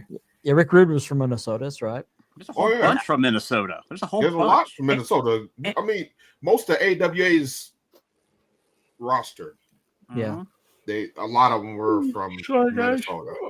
Now, I wanted to blame Vern Gagne for bringing these guys in, but I think Ole Anderson brought in the Road Warriors, didn't he? Who brought the Road Warriors? Put the Road Warriors together. Okay. I guess he discovered Animal at the gym. That's what it was at the gym. Yeah. Hawk is from Minnesota. Animal's from Chicago. Oh, that's right. I got a mixed up. Okay. Yeah. But a lot of those big muscle guys must work out the same spot because they, Rick Rude, look at his chiseled body. Road Warrior Hawk, he was pretty chiseled. Not like Rick Rude, but he was chiseled. I got to steal somebody's line. Scott Hall? Steal somebody's line, but breaking Scott news. Hall, yeah. What's that? Breaking news. Yeah. Breaking news. What breaking news? Joe Henry has officially signed with the WWE. I heard that was coming. Yeah. I did too. We already knew that. So I'm just waiting on the announcement that WWE has purchased TNA Wrestling. That's right. Apparently WWE believes Joe Henry. Yep. So I guess he goes straight to NXT. So he goes to NXT, or should I say gets stay, buried. because he's been doing stuff with them for a while, so he's really just staying in NXT. And I also heard that Jordan Grace is getting called up. What's her name? Lash Legend got called up. She got called Last up. Legend just did. Yeah. Yep. Yeah. There's going to be a bunch of call-ups coming. It's going to be too saturated, especially that women's division. Yeah. That women's division is really deep. NXT is just loaded with great women talent. I mean, they got to go somewhere. Yeah, they're loaded. They're loaded. So somebody get injured. Is next woman up. Yep. Next one in that card to come up. I just want to see them start developing tag teams again. Pure tag teams. Yeah. WWE has never really had an interest in the tag teams because Vince would always get who he wanted from the tag team and then take him onto the singles route. That's what Vince always did. Yeah. He wasn't necessarily a fish out of water, Chris. Time has passed him by. Yeah. That's the thing with Jesse. He's stuck in his old ways. You were earlier. Am I breaking up? Because you guys are breaking up. No, you're good. You're good. Okay. You were a little while ago, but you're better now. Good, Mark. Because I'm going to have to reboot. Okay. All right. Yeah. Jesse time has passed him by, man. And they want vintage, but you don't want vintage. You know what I mean? Yeah. So that's how I see it with it. They want vintage with a filter on it. That's what they want. All of us 40 years old and older, we grew up listening to Ventura. He's like higher. Jesse was great. He was. I hated that. Wasn't the injury that got him out of the ring, or was it an illness? His back. Yeah, his back. And then he went to Hollywood. He filmed Predator, right? Was the first movie he was in, and then The Running Man. Yeah, he didn't have time to bleed. Nope. His back gave out on him. Yeah. He had to end his career. He was a great heel. He was one of Hulk Hogan's biggest. He was the first. He was the first heel commentator, wasn't he? Mm-hmm. Probably. Yeah, he was great. I think he and Hulk Hogan could have had a great rivalry had his career been longer lived than what it was. But well, they started to align that in the AWA, and then both of them left. Yeah. Yeah. Vern let everybody go. I was. Everybody. It's Gagne, man. Don't get me started on that. Yeah. I can go all night. Right there, Ben.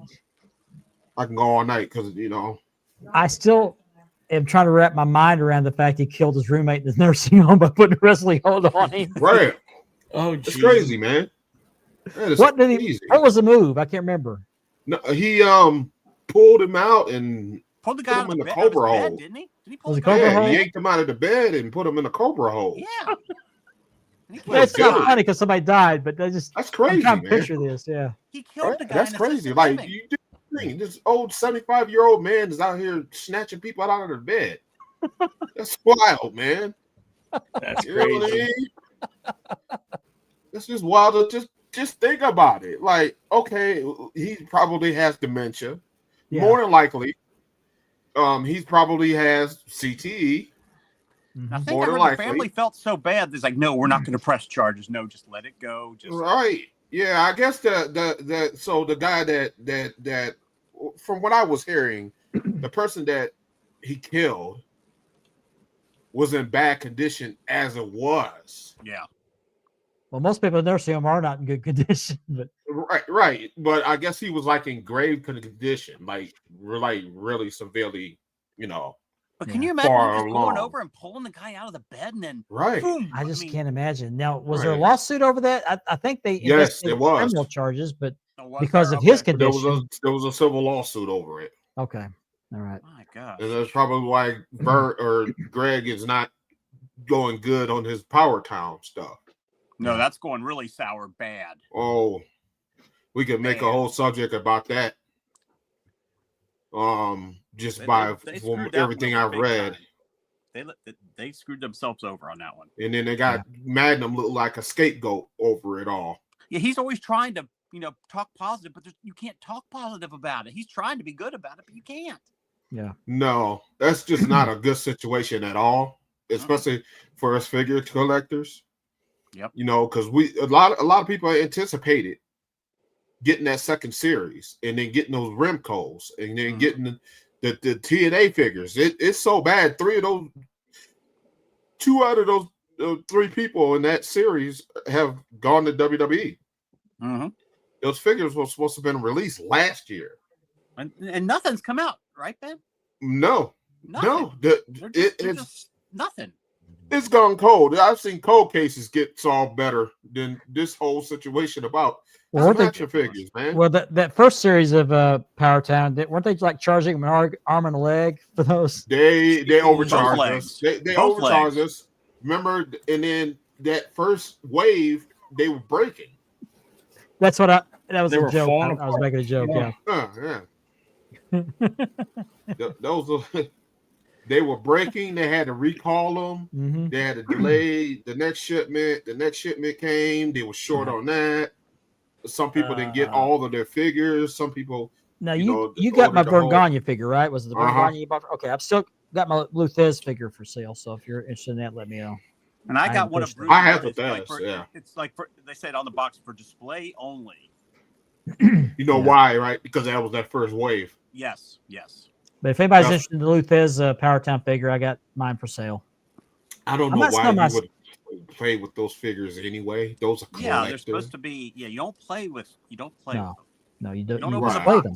You display I'm not going to tell my grandkids, here you go. You open this Bruce Brody up. No. Well, when I went to the Von Erich's graves, I wanted to take the Carrie figure out of the box and put it up there instead of the box, but I didn't want to, unseal the box.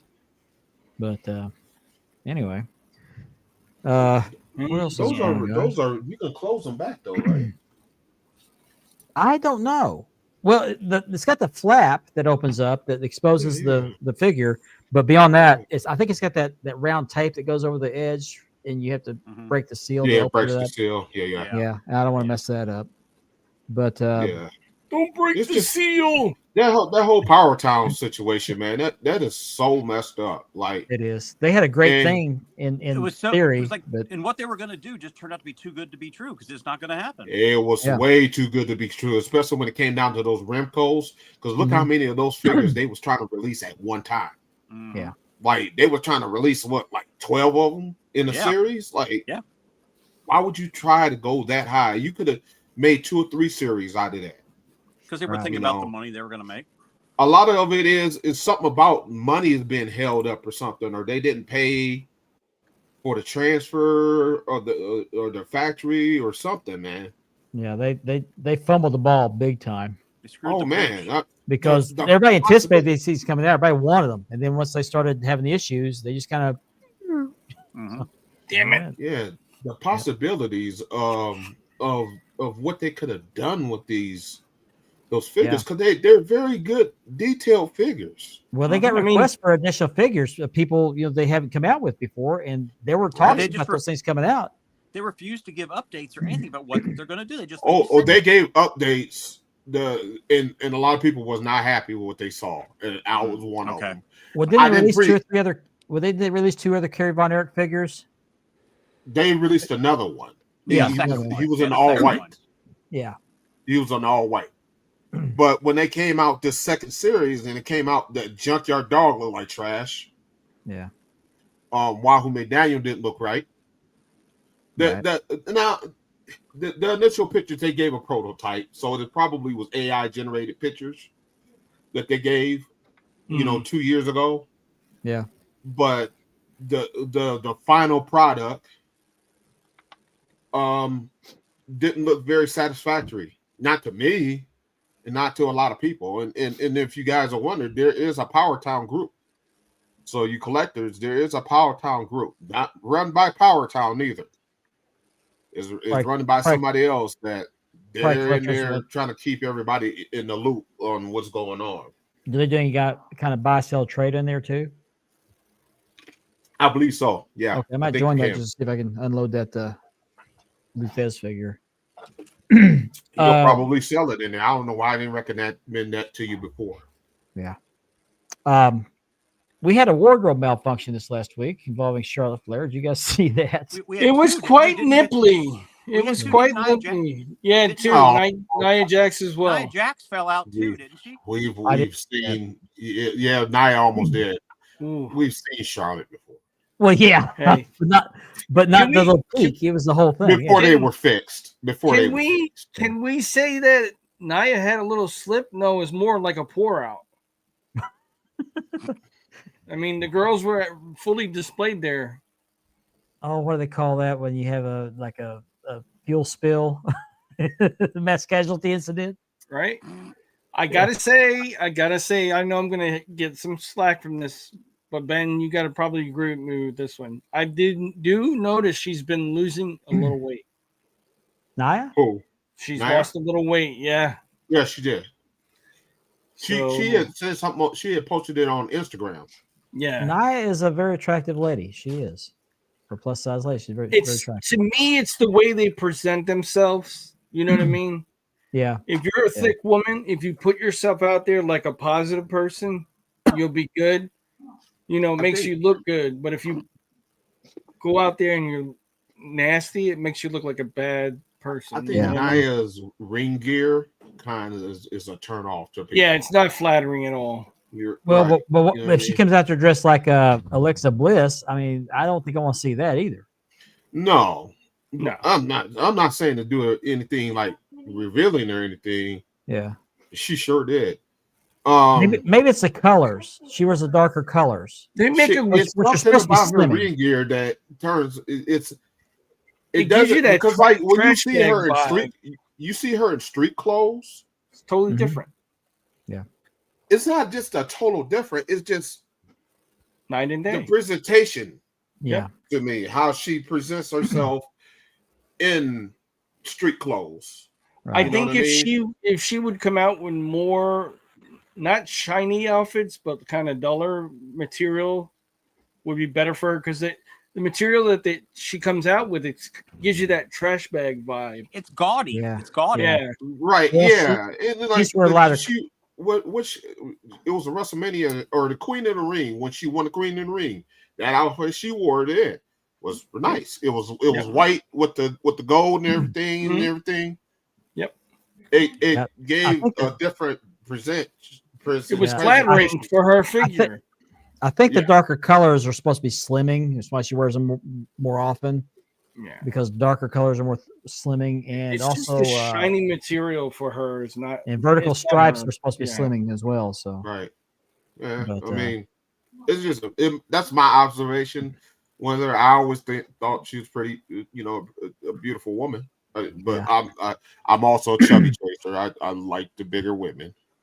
So Ben, I'm with you on that. that's what it is. What it is. My rule is if you're small, you can't cook. Hey, So what And I like to led up eat. to the wardrobe malfunction for Charlotte? What happened there? I didn't get to see it, and I'm pretty sure they took it down by now, so I can go back and watch it. oh, there was Rhea Ripley too. We forgot to mention that one too. Oh, that's right. Yeah. Um, So what kind of I move think- pulled the top loose? I forgot it. I think it started on the mat. Then she got up. She stood up after that, and I think it was towards the end of the match where Nia and them ran in. Okay. Did she not realize at first what had happened? Because the picture I saw, of course, it's just a split second. She's just standing there with the girls, and I'm Right. like, is she standing there like that, not realize she's exposed? And my wife says, "Oh, there was probably a malfunction, wardrobe malfunction because the screen went black right away." I mean, who let the dogs out? She did. No, they let the puppies out, man. There you go, puppies. Jerry Lawler's favorite. Yeah. We got new tag team champions. Oh, Yeah, that's right. Kabuki Warriors. The Kabuki, That's right. Kabuki Warriors won them again. They're my girls. They took her for Charlotte girls. and Alexa Bliss. Yeah. Yep. I missed New that. tag Okay. champs. That's okay because They keep those belts on those two. Io and Ripley, Rhea will be. They're the gonna next win them. champions. All signs are pointing to those two winning them. Yeah. But they always the Kabuki Warriors will carry them probably into WrestleMania. Yeah. Yeah, my girls won it, and let's talk about the new IC champion too. Damn it, Mark.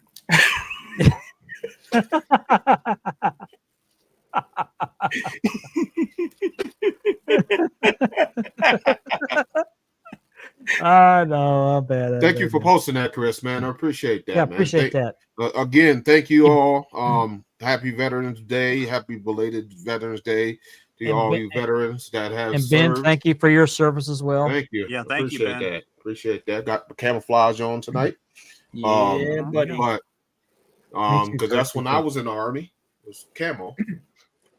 Or what we call BDUs. Yeah. Chris actually beat me to it. I slipped in and I got up and was going to do that, and I saw Chris already posted it, so I posted my me 3 too. belts, and so I mean it's not exclusive to 1 or 2 people. Just go for it. Yeah, So appreciate we that post, want man. on our veterans. So Yeah, you'd be Chris, surprised how many veterans are I'm- in belt groups. Mhm. Yeah, I'm very, that's my thing, man. I'm very behind the veterans. All armed forces. I got 2 or 3 uncles that are veterans. They're now deceased, but my nephews, my grandpa was a veteran, World War II veteran.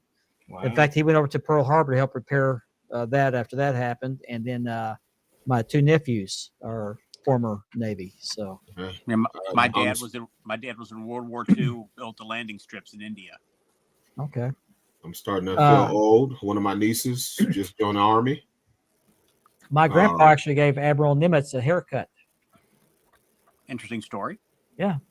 Yeah, I don't know how it worked out, but my mother told me this. He gave Admiral Nimitz a. That's haircut. interesting. Yeah. Yeah. He was a CB. They call him a CB. Flying CB? No, just a CB. He was Just in a the Navy. CB, okay. Yeah. Oh, okay. Gotcha. But he would, when they were in the Pacific, they were under attack by Japanese forces, and they had, the bulldozers, things trying to clear off land to build structures to, fortify themselves with, and snipers in the mountains would shoot these guys off the bulldozers. They tell my grandpa, "Okay, I get up there and take over that guy." He said, "Just ducking." But he gave Admiral Nimitz. Right. Yeah, he gave Admiral Nimitz a haircut one day on a ship. And he wasn't a barber, so I don't know how that came about, but he did. That's crazy. I also wanted to bring up, and I think this happened before we had our show last week, but I forgot to bring it up last week. But Chelsea Green's little comment. Did you see that comment where she got that stuff all over her face? She said something that I've never been creamed on like this. Yeah. She's never been I saw that. creamed on like that before. Yeah, I highly doubt that. But You know, the Plaza Hotel still hasn't apologized for what they did to her in New York. oh, treat her like a prostitute. Like she Is the was way a she was dressed. prostitute. Yep. Yeah, Yep. yeah. They kicked her out of the hotel. I like Chelsea Green. I think do she's a too. beautiful girl. I think she does a great job as a heel. Mhm. I love the Karen gimmick she's got going on. She makes everything fun. I mean, Oh yeah, She does, she does. She also just won the new United States champion. That's right. I did see that. She's got regained 2 the- titles She now. regained her title, so yeah, she She's just got gained 2 her title. belts. What's the other belt she's got?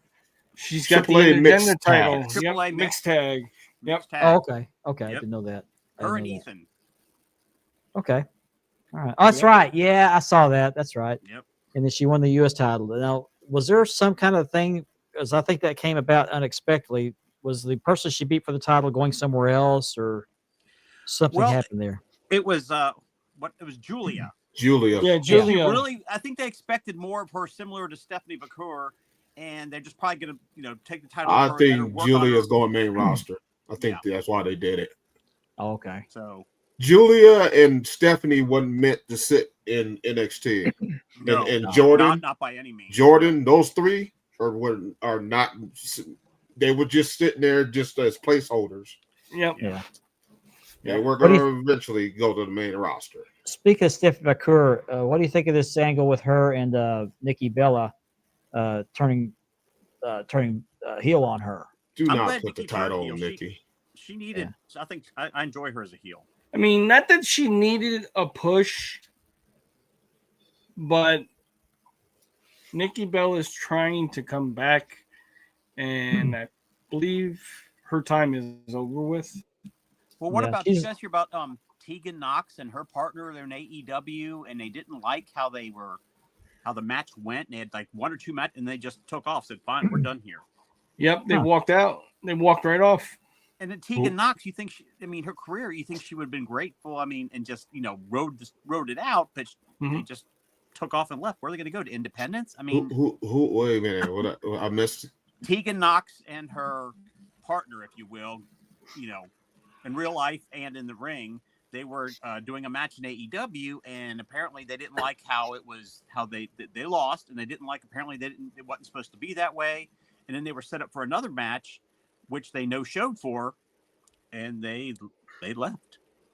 I think I heard about that. Now, talk about it. Yeah. And speaking of friends, girlfriends, whatever, the two wrestlers, male wrestlers that have announced their friendship is more than just a friendship. Who's this? Zack Sabre Jr. Is it Zack Sabre Jr. I'm thinking of? I think that's an angle. You think it is? Like Billy Gunn was in years ago? I don't know, but they've announced that they're. You remember that years ago? Billy Gunn and Billy and Chuck. Japan. Yeah, Come Billy and over Chuck. Japan, Oh my right? gosh. Yeah. Oh man. Oh. But I can't. I want to say it was Zack Sabre Jr. But I can't remember who the other guy is. But I recognize Zack Sabre Jr.'s name. But I hope that's an angle. That angle has been used before. Yeah, it's different. Eric Embry had a angle where he was kind of effeminate.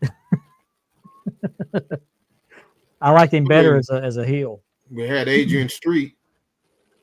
Yeah, Adrian Street was the original transgender wrestler. He was a little bit too exotic. He wasn't. No, it was the act. We find out Yeah. later, but he did a great job Yeah. playing that character, man. We talk about Nikita Koloff being a Russian. Let's talk about Adrian Street. Because Yeah. his Being a valet, transgender. his valet is his wife, right?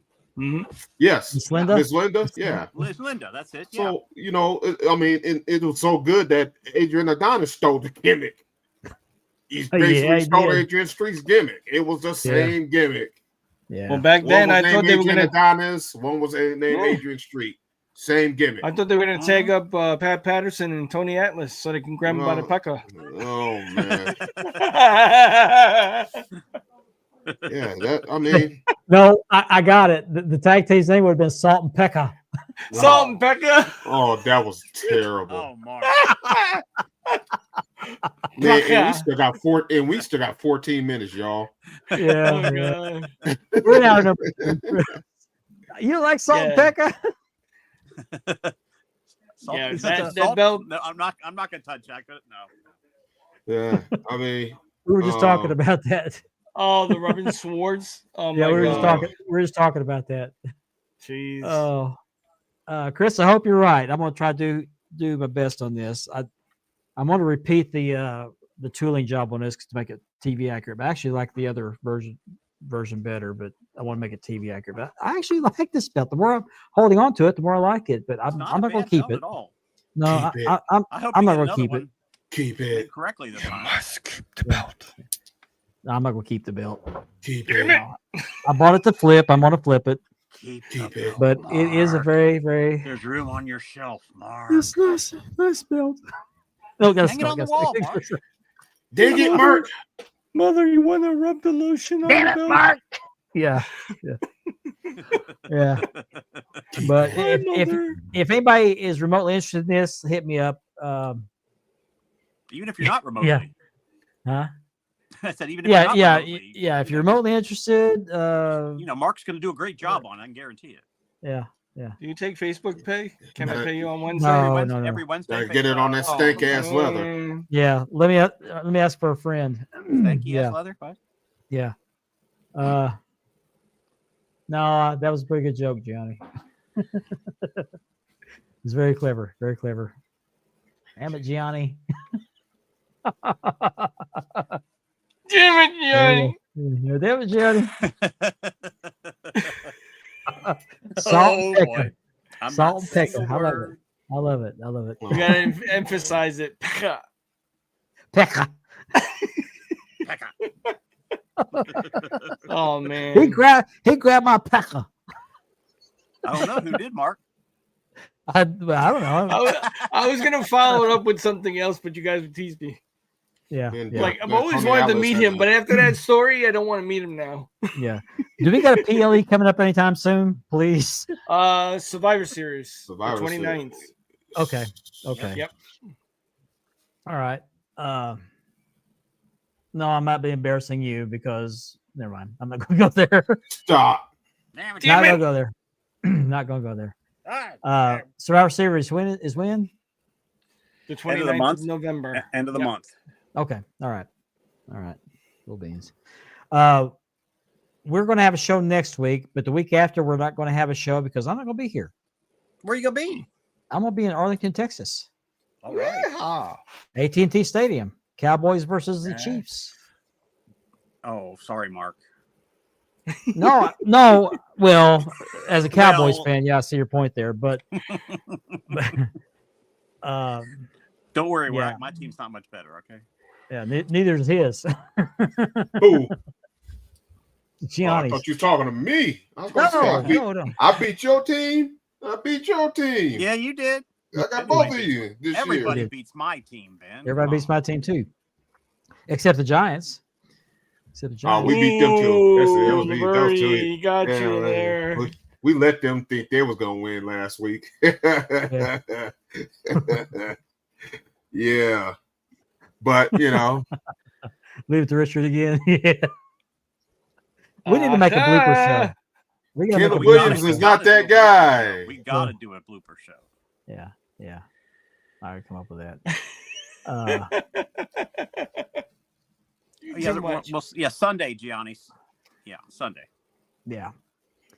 Did we have any scammers going on this week? We had a lot of new built days, a lot of great new built days. I think the scammer front's been quiet, I'm not gonna jinx it, but it's been good.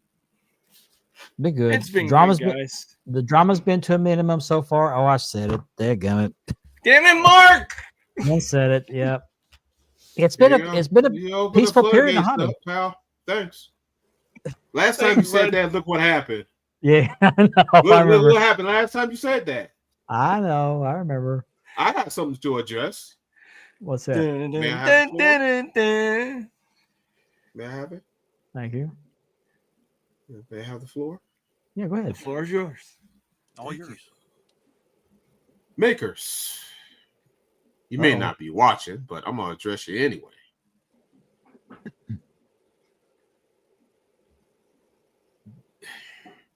These guys, man, let me tell you, they don't like to get called out on their mess. And they don't like to be corrected.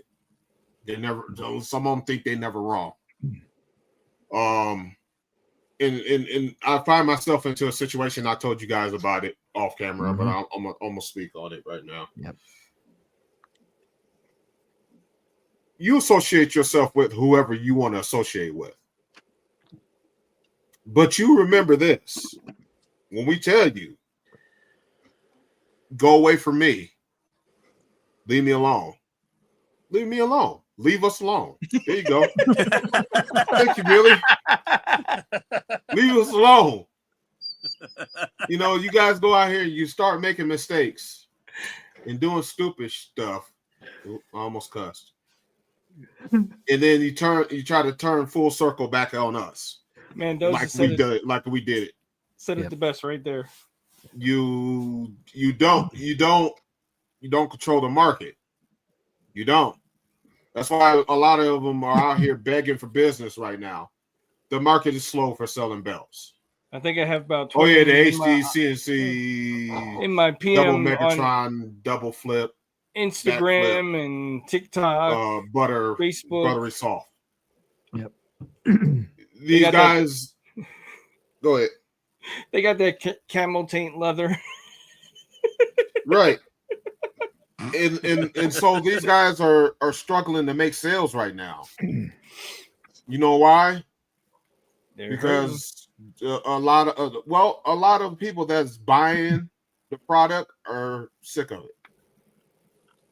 They've gone to a secondary market. They've gone to a market where they're buying stuff from other collectors, and it's slowed down for the makers. Yep. And a lot of blame is the makers. Well, you can only be around so much dishonest and unethical business practices until the word starts spreading about them. Quality, the timing, The customer service, it's all I was coming together. I was in a conversation with somebody today about one of the top makers. I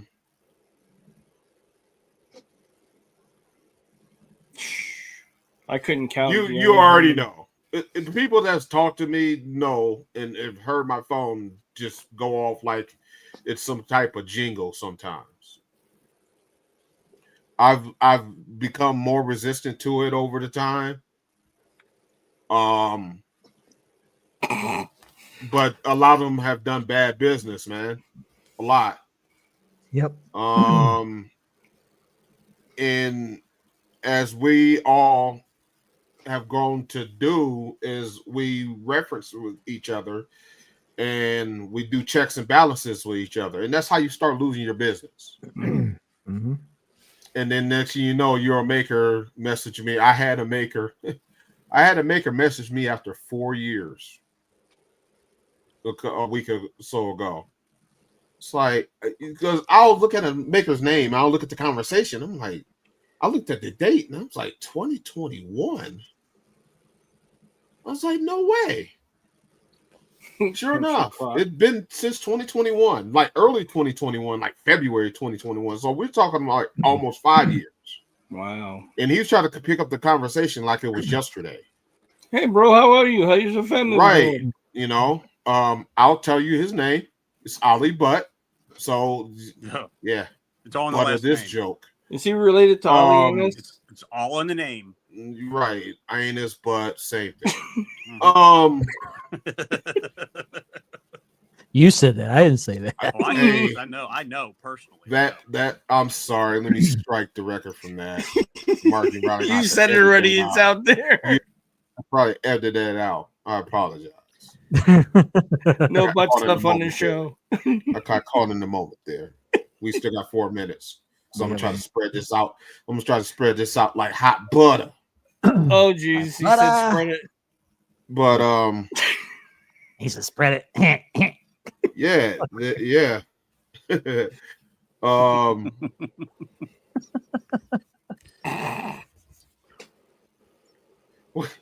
Muttley. See. If he bites you in the ass, I'm not gonna stop you. Here you go. Yeah, man. So tell your makers, man, they got to chill with this, man.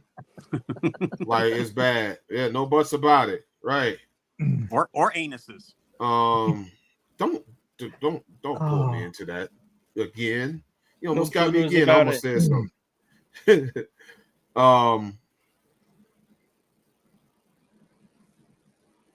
Well, you know, Chris, hey, when you start posting in the groups, unfortunately, those guys are watching. They're trying to get sales. I always tell somebody, if you don't want to be bothered by a maker the first time he messages you, make it the last time he messages you and block him. And block him. He can't message you no more. I think I get a message from this one maker on Instagram like every other week, and my answer is still the same. No. Right. No means maybe in Pakistan. No. I learned that. Yeah. It does not mean no. I agree. It means maybe. It means maybe. Maybe I have a chance. So yeah, man, you guys just keep the word out. Just keep the word out. And you know, if these guys are not doing right, then don't mess with them. Don't deal with them. There's only a few of them that I deal with. I even talk to. There's some makers that some of the most popular makers, because I know some of the dirty stuff that they've done. I won't talk to them. I avoid them. I have my own little pick and litter of my makers. I've built over the years, relationships I've built over the years. I've remade makers. I've revitalized makers' names, reputations for them to spat it back in my face. So I'm at that point now. I don't. You know how many belt makers reached out to me? Can you give me a shout out, bro? Oh yeah. Hey, can you help me promo? Can you promote my product? I've never gotten a belt from you. How I'm going to promote your product? Send me your product. I'll review it. But let me get off my soapbox now because it's 1 minute before the end of the show. That's right. I 1 want to plug minute. this. And we appreciate you guys watching. Hit We do. those thumbs ups. I want Get to the thank. word out. I want to thank Wes Potter one more time for joining us tonight. Yes, And Shout be out sure to to Wes, check out- man. Be sure to Great check show. out FlairRobe.com Right there. as well as Facebook, Ric Right Flair there, Starrcade y'all. 83 Robe. Show that man some love. He did a great job tonight. I really enjoyed that. Wish we could have spent more time with him. I really do. But we'll have him on again. I loved it that he was right Yeah. there. We had that one question. He was right there. He went right to it. Great. That was great. man. That was great. He took the ball and ran with it, man. He sure did. did. He Scored. reminds me a lot of man. that. He reminds me a lot of that guy with from Boca Raton. I ask a question and off he goes. But can you imagine Yep. that robe was just on a picnic table for $15? I just can't imagine that. Jeez. I wish I was in Colorado at the time. I would have went and bought this sucker. That's Right. crazy. I wish I'd have known we're here today. Oh, Yeah, You know what I mean? absolutely. What's I'd have- funny though I'd is have I probably bet you paid there's $2 for it. there's a lot of stories like that out there. It probably was in Colorado Springs too. Yeah. You know? So with that, it's the end of our night. Greatly appreciate you joining us tonight. I want to thank once again Wes Potter for joining us. I want to thank Andy, Ben, and Richard for standing by me again tonight. And I want to thank all of you, for joining us as you usually do. We have some very loyal viewers. We greatly appreciate each and every one of you. Sure So do. on behalf of these three great guys, I want to wish you a good evening and a great weekend. Be safe, everybody. Safe weekend, everybody.